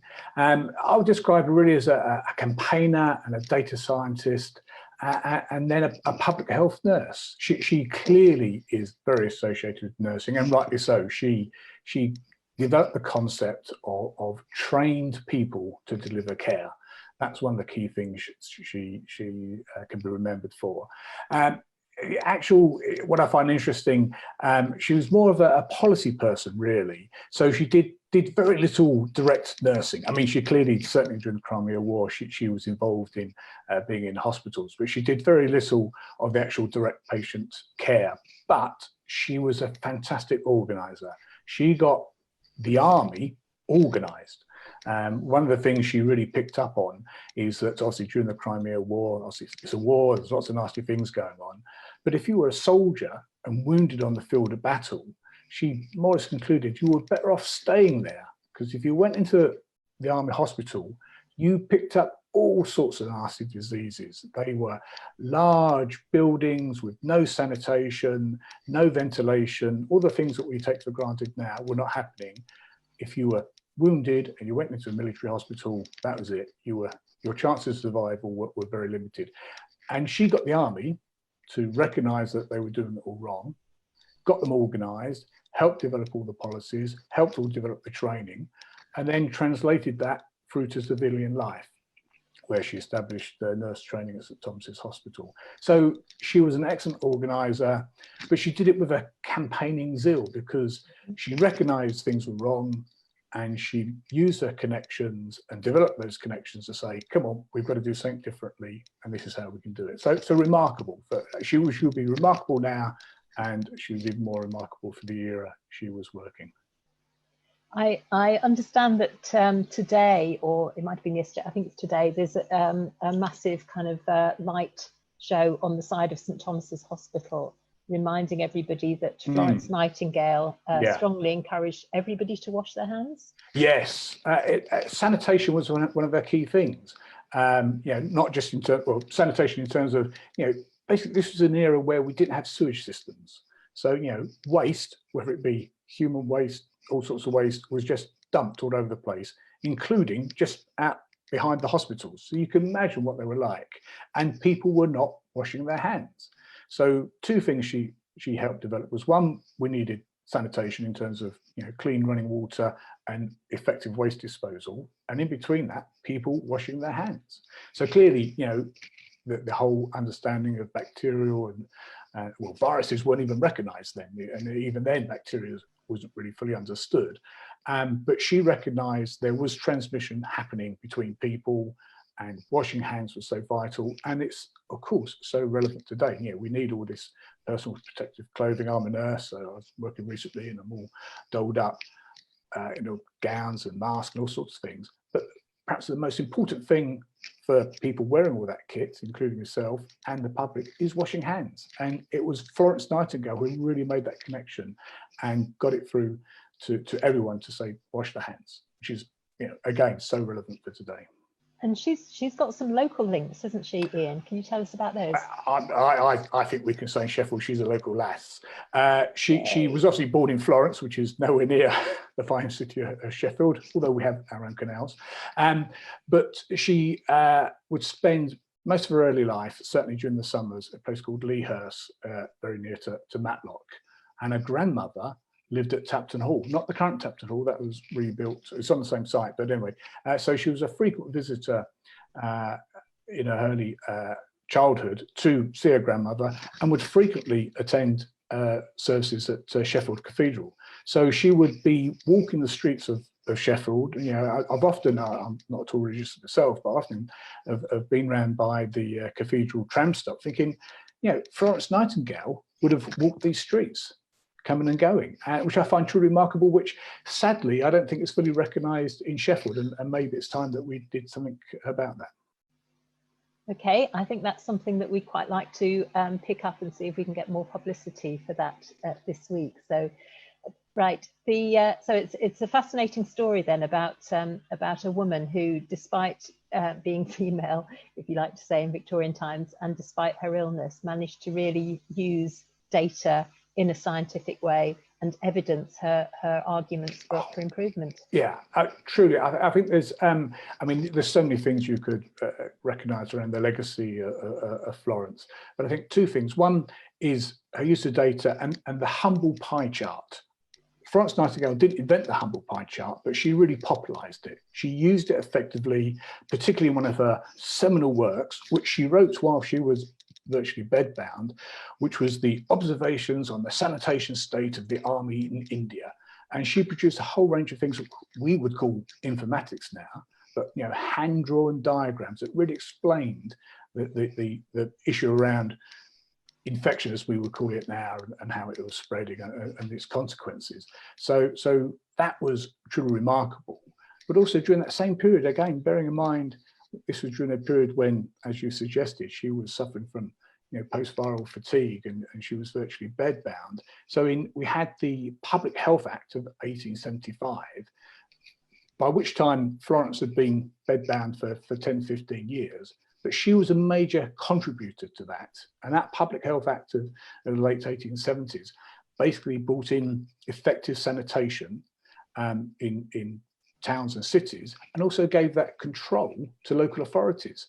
And historians, as always, some debate, but that act, of which Florence had a major part in shaping, made such a difference to the health and well-being of ordinary people. And I think that's one of the things, although she came from a very wealthy background. I mean, she spent her summers near Matlock and the winters in Hampshire. She had access to what we would consider enormous wealth, but she wanted to see everyone benefit from these things.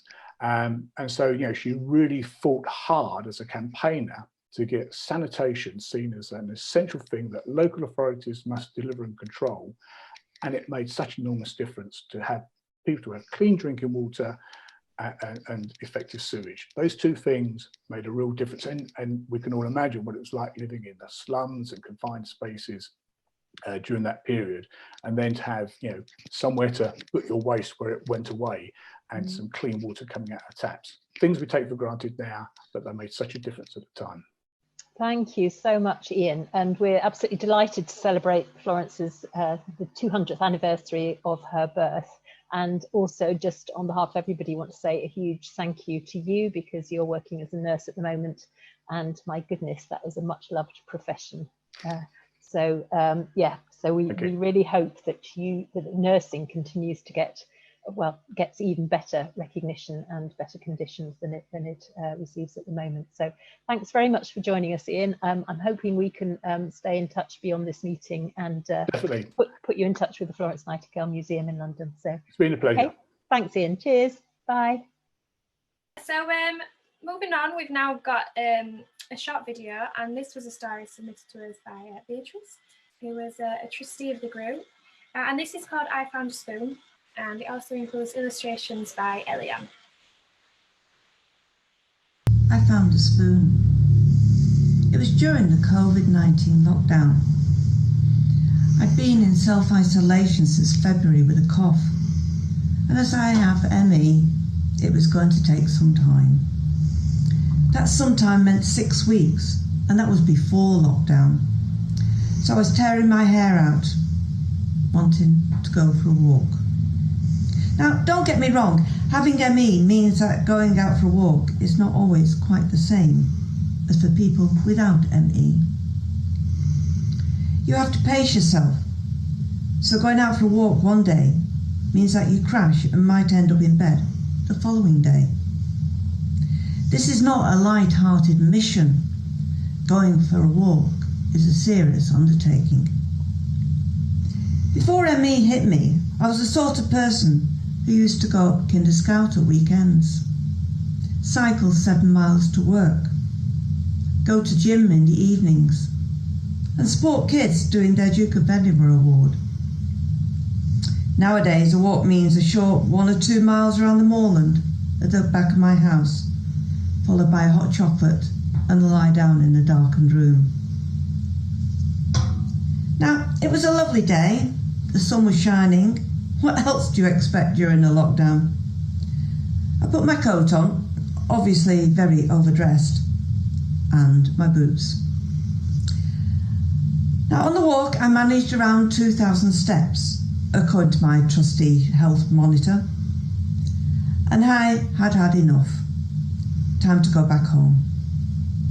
I paused at the car park, more of a gravel, rubbish, flattened down area, but occasionally a car will park there in front of the farmer's gate, which isn't there anymore because it went missing some time ago.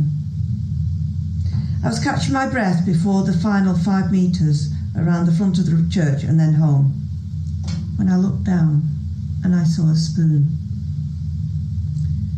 Now, when you have ME, you're always wanting spoons. The spoon theory is a way of explaining how much energy you have. You can start off the day with, say, 10 spoons, and with each task, take the energy from you.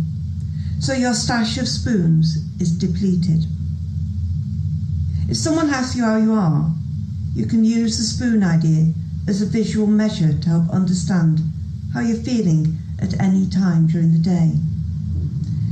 So you can wake up with 10 spoons, hopefully, and use lots before you've even gone downstairs. Remember, socks and shoes consist of 4 items, and each one takes an energy spoon.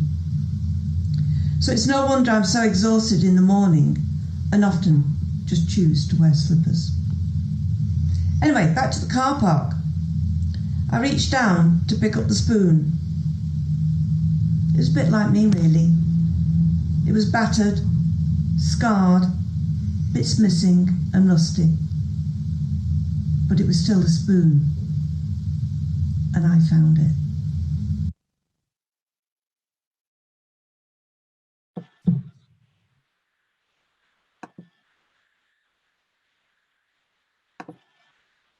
Thank you to Beatrice for creating the video and the story and sending it in. A really poignant message. And I also just want to say to anybody watching that may not be familiar with the spoon theory or just generally wants more information, you know, you can approach the group at any point. We're still running, everything is as normal, we're just not in the office. And if there's anything you want help with, any information, you know, we will get it to you, we'll find a way to get it to you and help you through this all. So yeah, we're going to keep moving forward. Thank you to everyone that's still with us. We've got Facebook here, we're still watching. If you've got any questions or any comments, please keep sending them in and we'll try and answer them for you. So this next video is a clip between 2 of our trustees, Delight and Alison. So today isn't only just Millions Missing, it is Fibromyalgia Awareness Day as well. Unfortunately, it doesn't seem like there is much of an event happening, but we still wanted to do something to mark the day. And as you'll see in this next clip, Alison and I have a nice chat, and they also talk about the arts and crafts group, which has been going on online via Zoom over the last few weeks. Hi everyone, hi Alison. Hi Derai, how are you? I'm fine, thanks. I see that you're wearing something purple. And I've even got a purple wall behind me. Yeah, as many of you don't know, purple is the fibromyalgia color, and today is 12th of May, which is the Fibromyalgia Awareness Day. So we thought that we'll talk a little bit about fibromyalgia. So how do you cope with your daily days, Alison? Well, I've had fibromyalgia for 29 years since my diagnosis, which was, I was diagnosed by a rheumatologist who picked up the 18 pressure points, which are particularly sensitive to pain. Yeah. And I find that it's muscle ache and fatigue are the things that really hold me back in life, and I have to pace myself because you cannot expect to go steaming through a day like you did pre-illness, basically. Is that what you find? I do find it, and sometimes I find it's really weird because I feel like my pain travels as well. Have you heard of that before? Yes, that's interesting, isn't it? Yeah, but sometimes I can have a really, really sore shoulder and lower back, and then some days it's my hip and my knee, and I'm thinking what's going on, but it's part of the illness, and you just get to know your body and know that, okay, it's fibro, you know what I mean? So, yeah.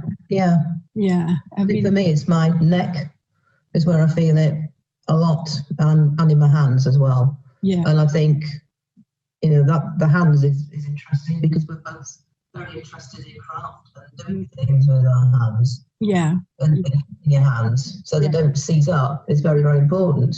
Yeah, I find that my fine motor skills are really difficult. So the example I can give you is, like when you're sewing and you unpick, and then you want to pull the threads out. That's really fine, isn't it? So sometimes I find that is really difficult. Yeah, and like you said, I continue doing things so that I'm always moving my hands and like that, and not get the stiffness. And if you don't use them, they get more stiff, isn't it? Yeah, absolutely. It's a use it or lose it situation. Yeah, yeah. So how are you enjoying the craft sessions online? Very much. I found it very interesting because obviously we've been doing craft sessions before the lockdown, but so many people have picked up a love of crafts, haven't they, or returned to it during this period. And I think they've discovered what we already know through our group. Yeah. Making something is a very, very positive thing, and expressing your creativity is massively important, and it can help relieve stress, and it's something to look forward to, because at the moment every day could be the same, but having a little project on the go is very good. Yeah, I think it promotes your helps you with your confidence and actually motivation as well, because it's easily to sort of days when there's nothing to do and you get, I can't be bothered like that. But then if you're enjoying the crafts, you will make the effort. And yes. So you are, it's like a social thing as well, isn't it, in a safe environment? Absolutely. And I think getting together with people who have the same illness as you, the same chronic long-term illness, is very good to be part of that community, and it's very empowering. Yeah. And you don't explain anything to everybody, and I think many of us don't even get involved in that, because if we say to somebody, I've got fibromyalgia, it's fibro what? What's that? And people think in your head because you look perfectly well. But obviously you know that you have a hidden disability. Yeah, well, my problem often is with brain fog as well, and honestly it's funny because I think if I had my other friends, they would not understand me, and if I'm with my fibro friends and I get a brain fog and they just laugh it off, it's not a big thing because everybody has it. It's like one time I was talking to my and I was looking at it, I couldn't remember her name. Brain fog. Oh yeah, that absolutely happens. So no, I do enjoy hosting the art classes and craft sessions, and I think we've been doing quite well with the papers at the moment, because we're in the lockdown and we can't do much other stuff. So yeah.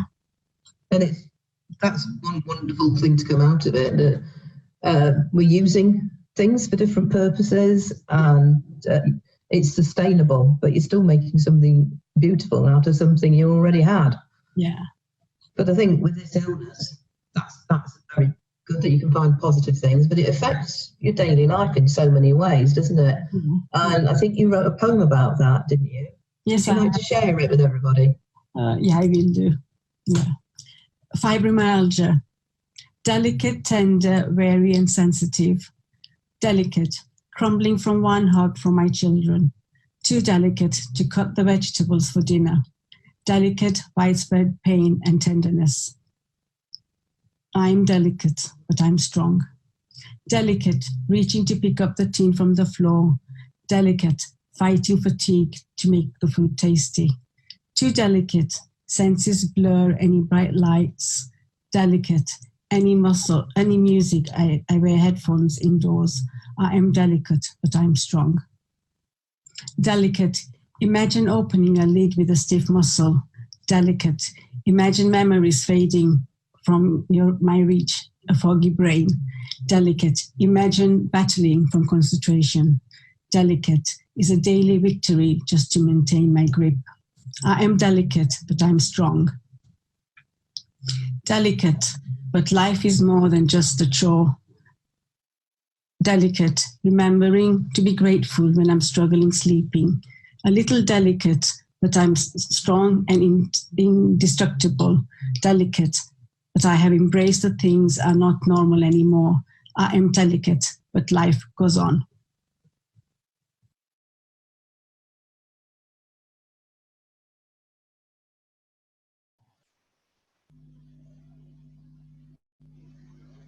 So huge thank you to Doria and Alison for sending that video in, which we really appreciated. Have we got back online all right?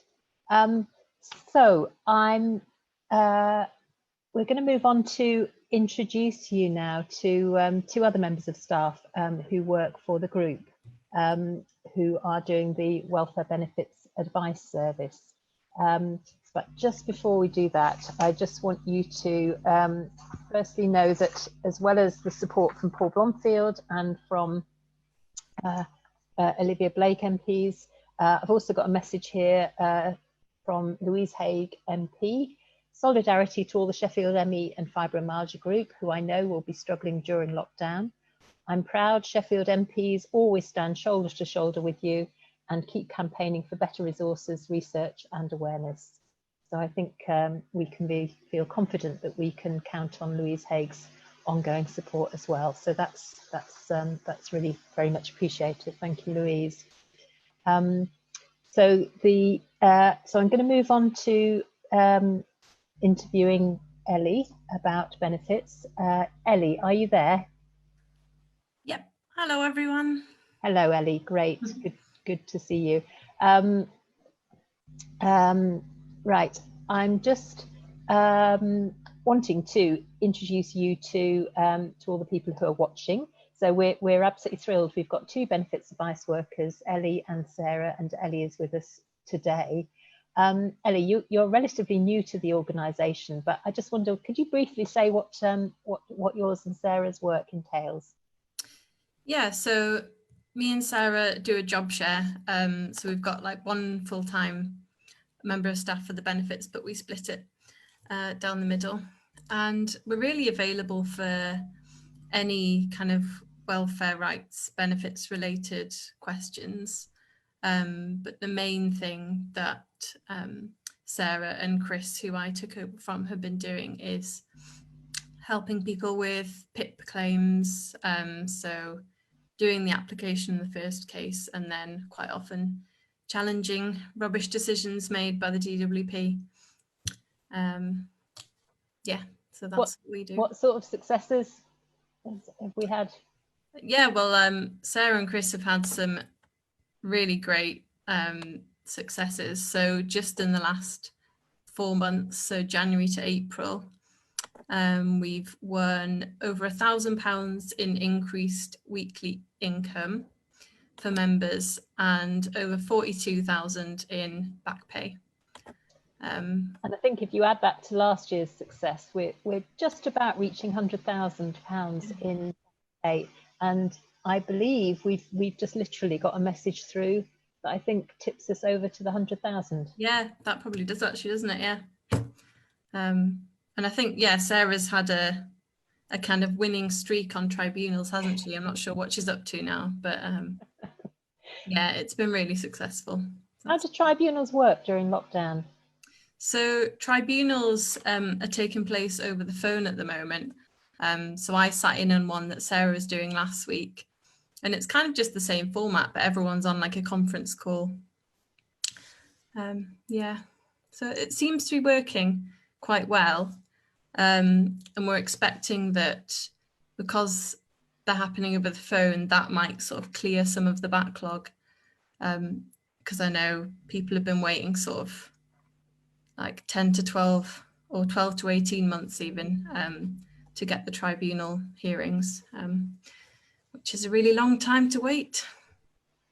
It is a really long time to wait, and I can't imagine what it's like sort of in terms of stress and everything during that period. Yeah. What do you see as being some of the kind of main obstacles to people getting the benefits they should be getting? Yeah, I think you might have mentioned this earlier, but the quality of decisions that are made sort of when you first get your decision letter. Often the decision makers will really focus on the assessment. So the kind of 1 hour maybe that they've spent with you on one day of your life, rather than the kind of the time and effort that you or sort of anyone that cares for you might have put into your claim letter when you've explained all the kind of difficulties you have. And even medical evidence, it seems to be a bit variable how much sort of weight they put on it. So you're saying that they're just giving undue weight to their own assessment without taking note of what's being submitted? That does seem to be the case. So kind of putting a lot of weight on informal observations, you know, how you appear to be, again, 1 hour, 1 day of your life, rather than sort of taking a bigger picture of how things are for you kind of over a week. Or do you get any sense that they are trained or knowledgeable, the assessors, in fibromyalgia, ME, or any of the related conditions? I think just because the assessors deal with so many different mental and physical health conditions, that they're just not kind of specialised to know exactly how individual conditions are going to affect people.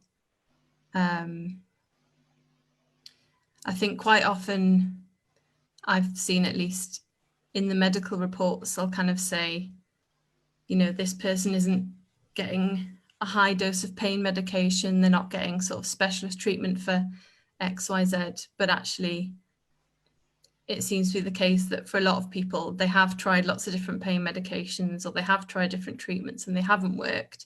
And that shouldn't sort of work against you if it's just the case that medications haven't been working for you, but it seems that they do sort of hold that against people, which is definitely something that we've been trying to challenge.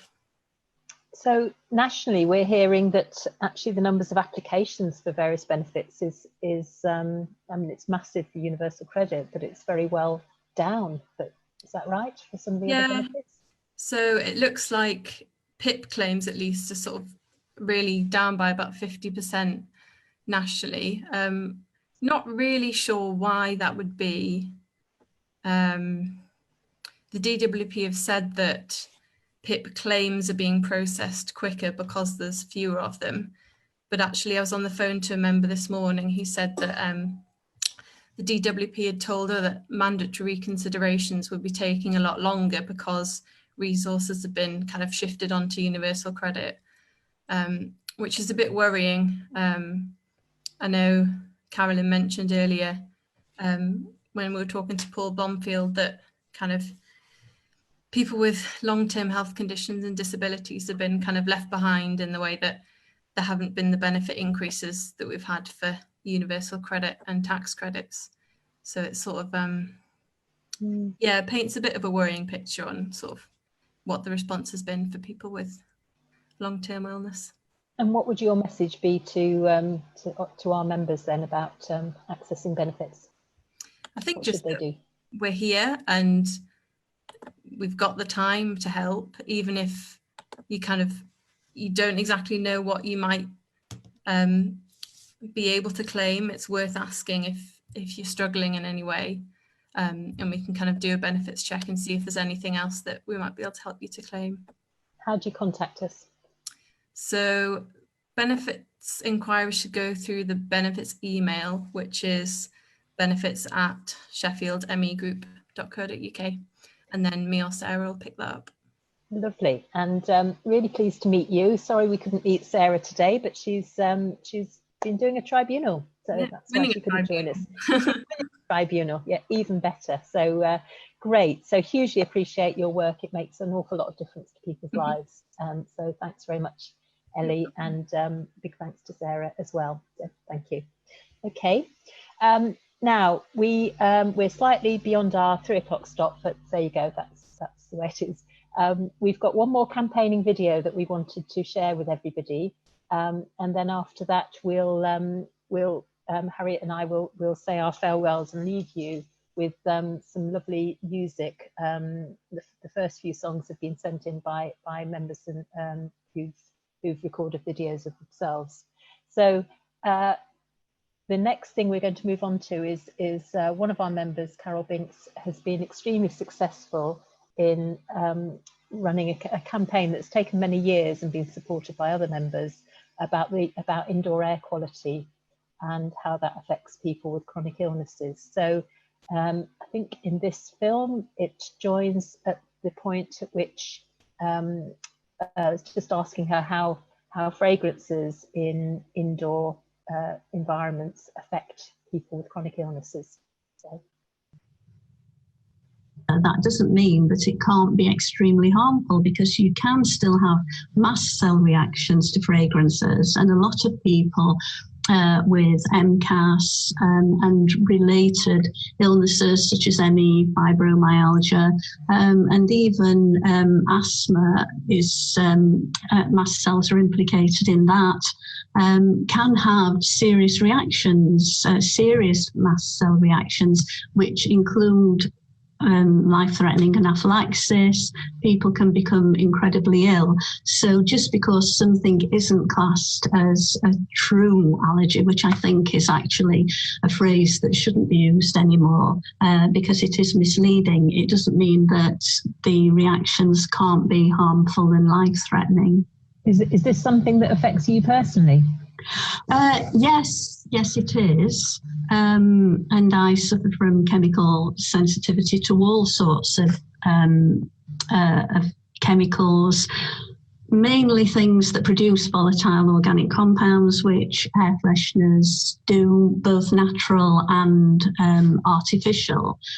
People tend to think that essential oils, things based on essential oils, are natural, and they tend to think that there's no problem with those because they are a natural product. However, as we know, natural doesn't necessarily mean that something's harmless. There are plenty of things in the natural world that are poisons, and people can react to natural things. Peanuts are natural, but people, have life-threatening reactions to those. And essential oils they're not actually found in nature in that concentration, because there are the essential oil companies actually state that there's something like 250,000 flower petals that go into making a little tiny vial of essential oil. So that isn't something that is found naturally in nature.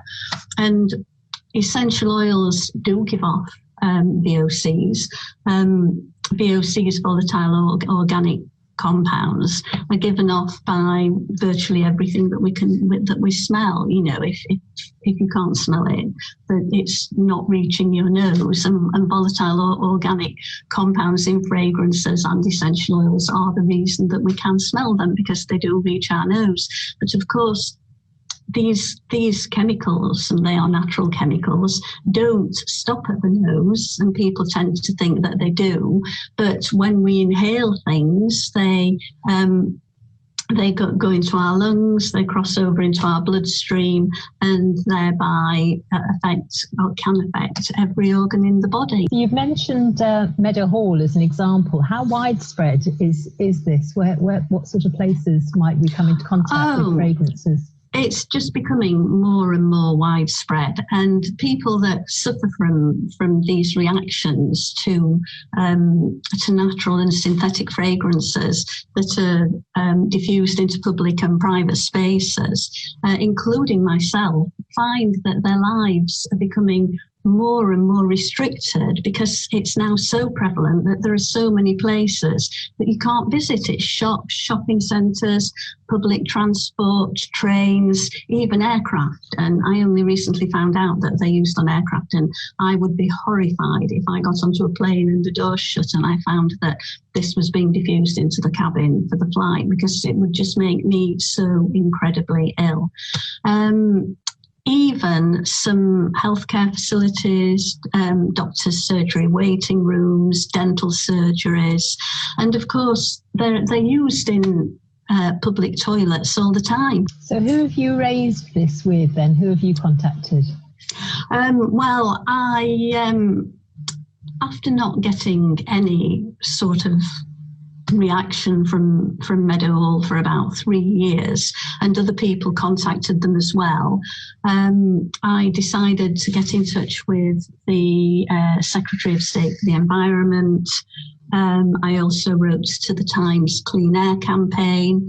I wrote to Geraint Davies MP, who's the chair of the All-Party Parliamentary Group on air pollution, and Professor Stephen Holgate, who we know from an ME perspective, but who is also a government advisor on air pollution.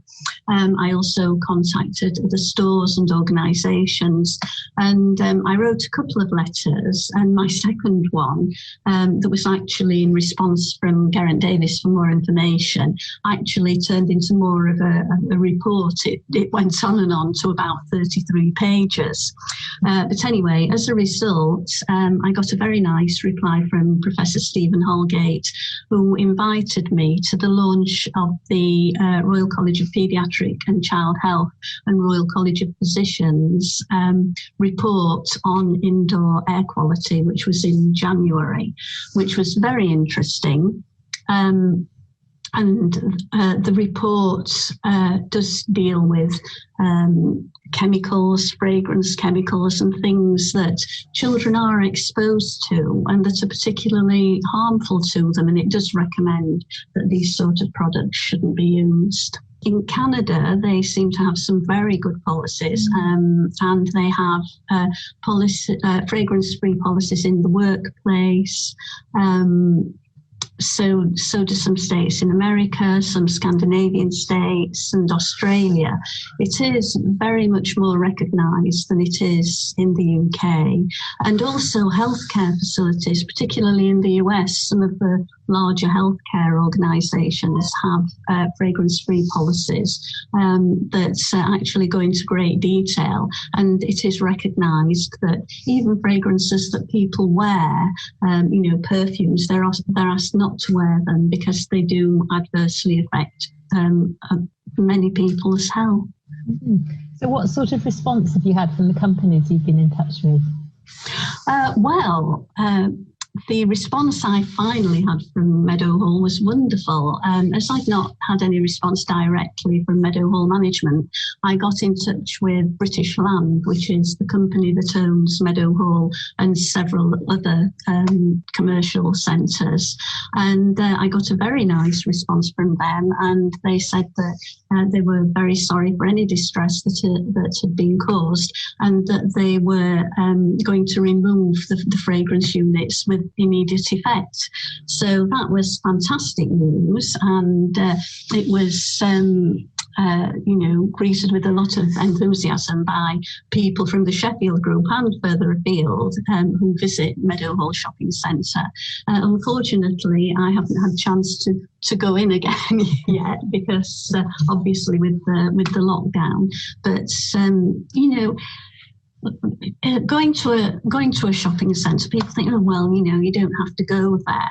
But these places have become part of our lives now, and it's not just about shopping, but friends will say, well, would you like to meet for a coffee, or shall we go to the cinema, or do you want to go meet for lunch? And people with these issues with fragrances, when they are made ill by them, just have to say, oh no, I'm sorry, shall we go somewhere else? So I think they're often more accessible places, aren't they, as well? Yes, that's right. They are more accessible, and that there is. They spend a lot of time and money making them accessible for people with other physical disabilities. But of course, this is something that fragrance, I hate the word sensitivity actually, because it makes it sound as though you're just a little bit sensitive, but actually, it is life-threatening for some people, and it does make a lot of people incredibly ill. But people who were made ill by fragrances, they're just not taken seriously, and they might mention it to someone if they're in a shop, and the assistant doesn't take it seriously. It's not passed on to management. And I must admit, and I have to hold my hands up here, I used to work in the cosmetics and fragrance industry, and I loved perfume. I worked with it. I could tell the top, middle and base notes of a fragrance, before I even knew what was in it. And I absolutely loved fragrances. And I I was slightly aware, that some people had said, I don't really like it. I find them overpowering. They make me feel not very well. But I absolutely did not understand the extent of the health effects that people suffer from them. And now I actually feel rather embarrassed that I was that woman who would walk around in a cloud of perfume and just didn't realise just how very ill it does make some people feel. I've had some good responses from companies such as L&ER, the train company, Next, the clothing and furnishing company. They've been in touch with me as well, and they keep getting back to me, and I've got some more information to send to them. And there are other companies that I have contacted and that I'm going to contact again, and that I will continue to contact. And I have to say that it isn't only me. There are quite a few people who are involved in this, and another fellow sufferer actually from Australia, she's just got Sydney Opera House to remove the fragrance units from their toilets. So that's a little bit of a positive step. So it is just about raising awareness because, people just don't understand. On the one hand, people don't understand. On the other hand, this is a multi-million, if not billion-pound industry, and there are, there's great pressure. There's a lot of marketing behind this to get companies to use these products, and people are told, companies are told, oh, they're perfectly safe, that there's no problem using them, and of course this just isn't true.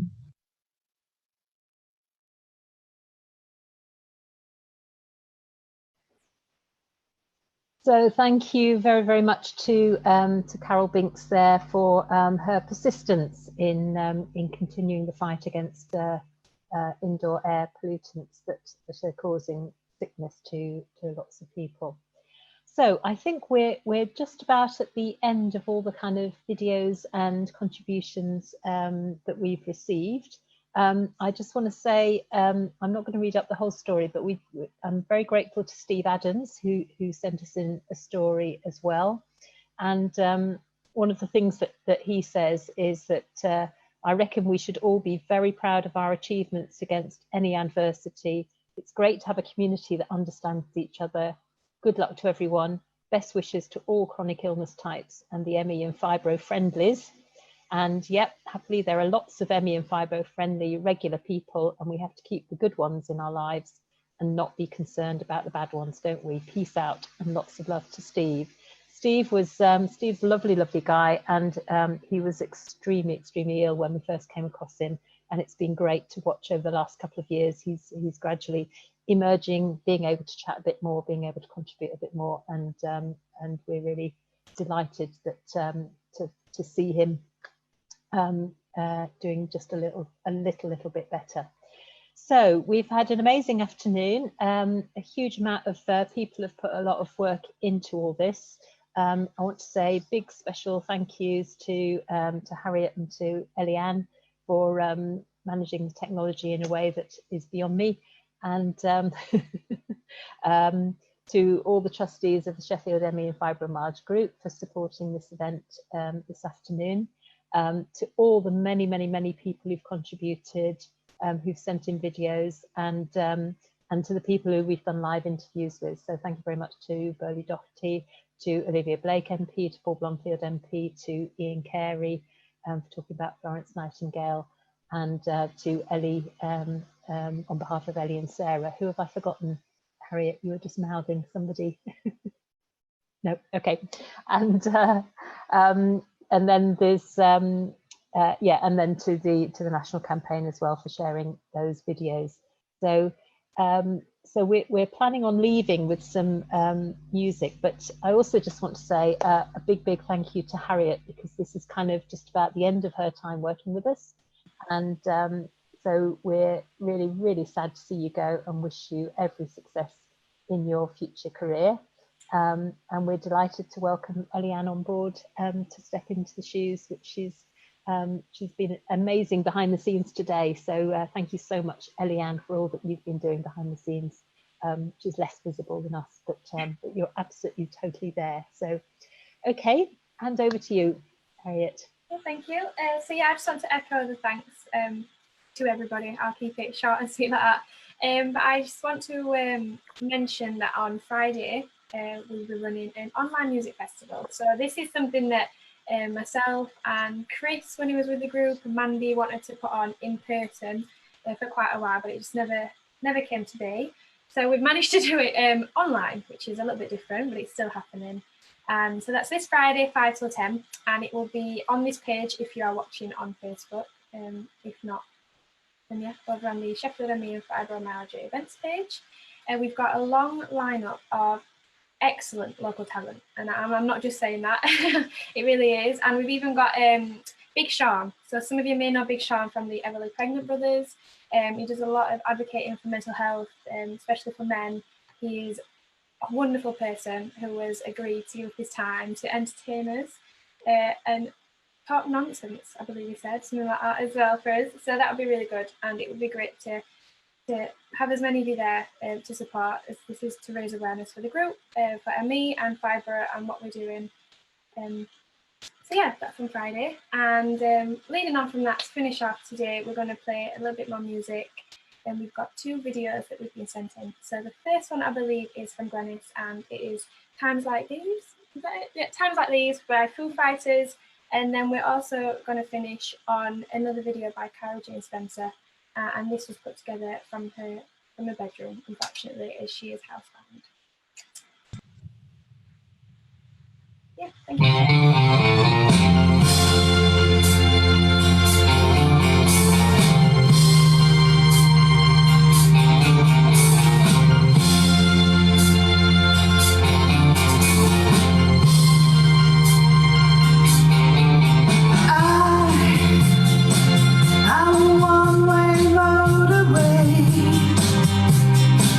I'm the road that drives away and follows you back home.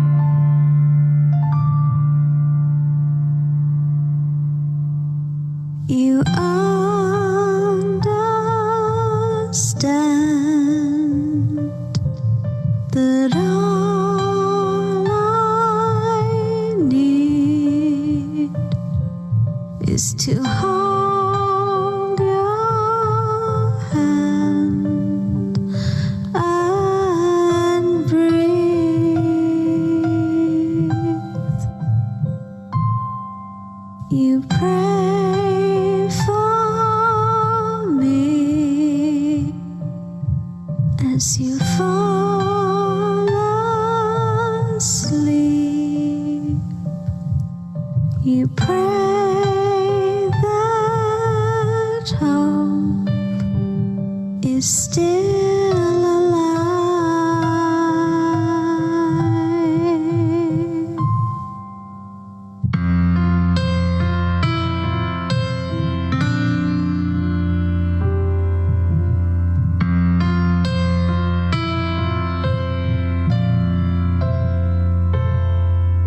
I'm on my knees, asking, please, don't save me, don't save me.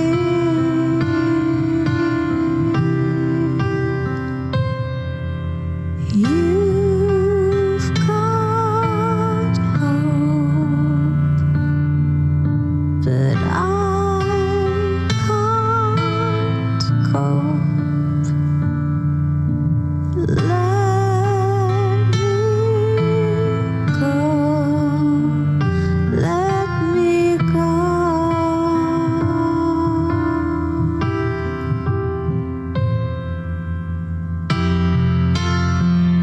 This is love.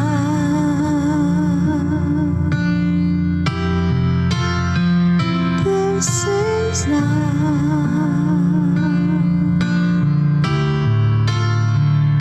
This is love.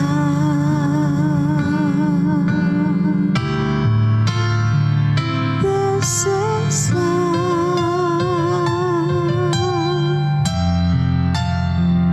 This is love.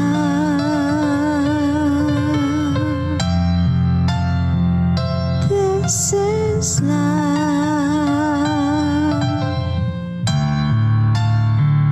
This is love.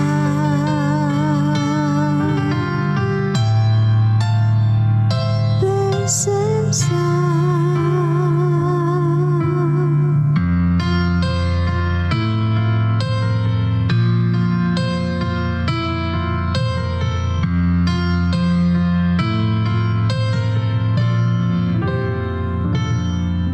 You understand that all I need is to hold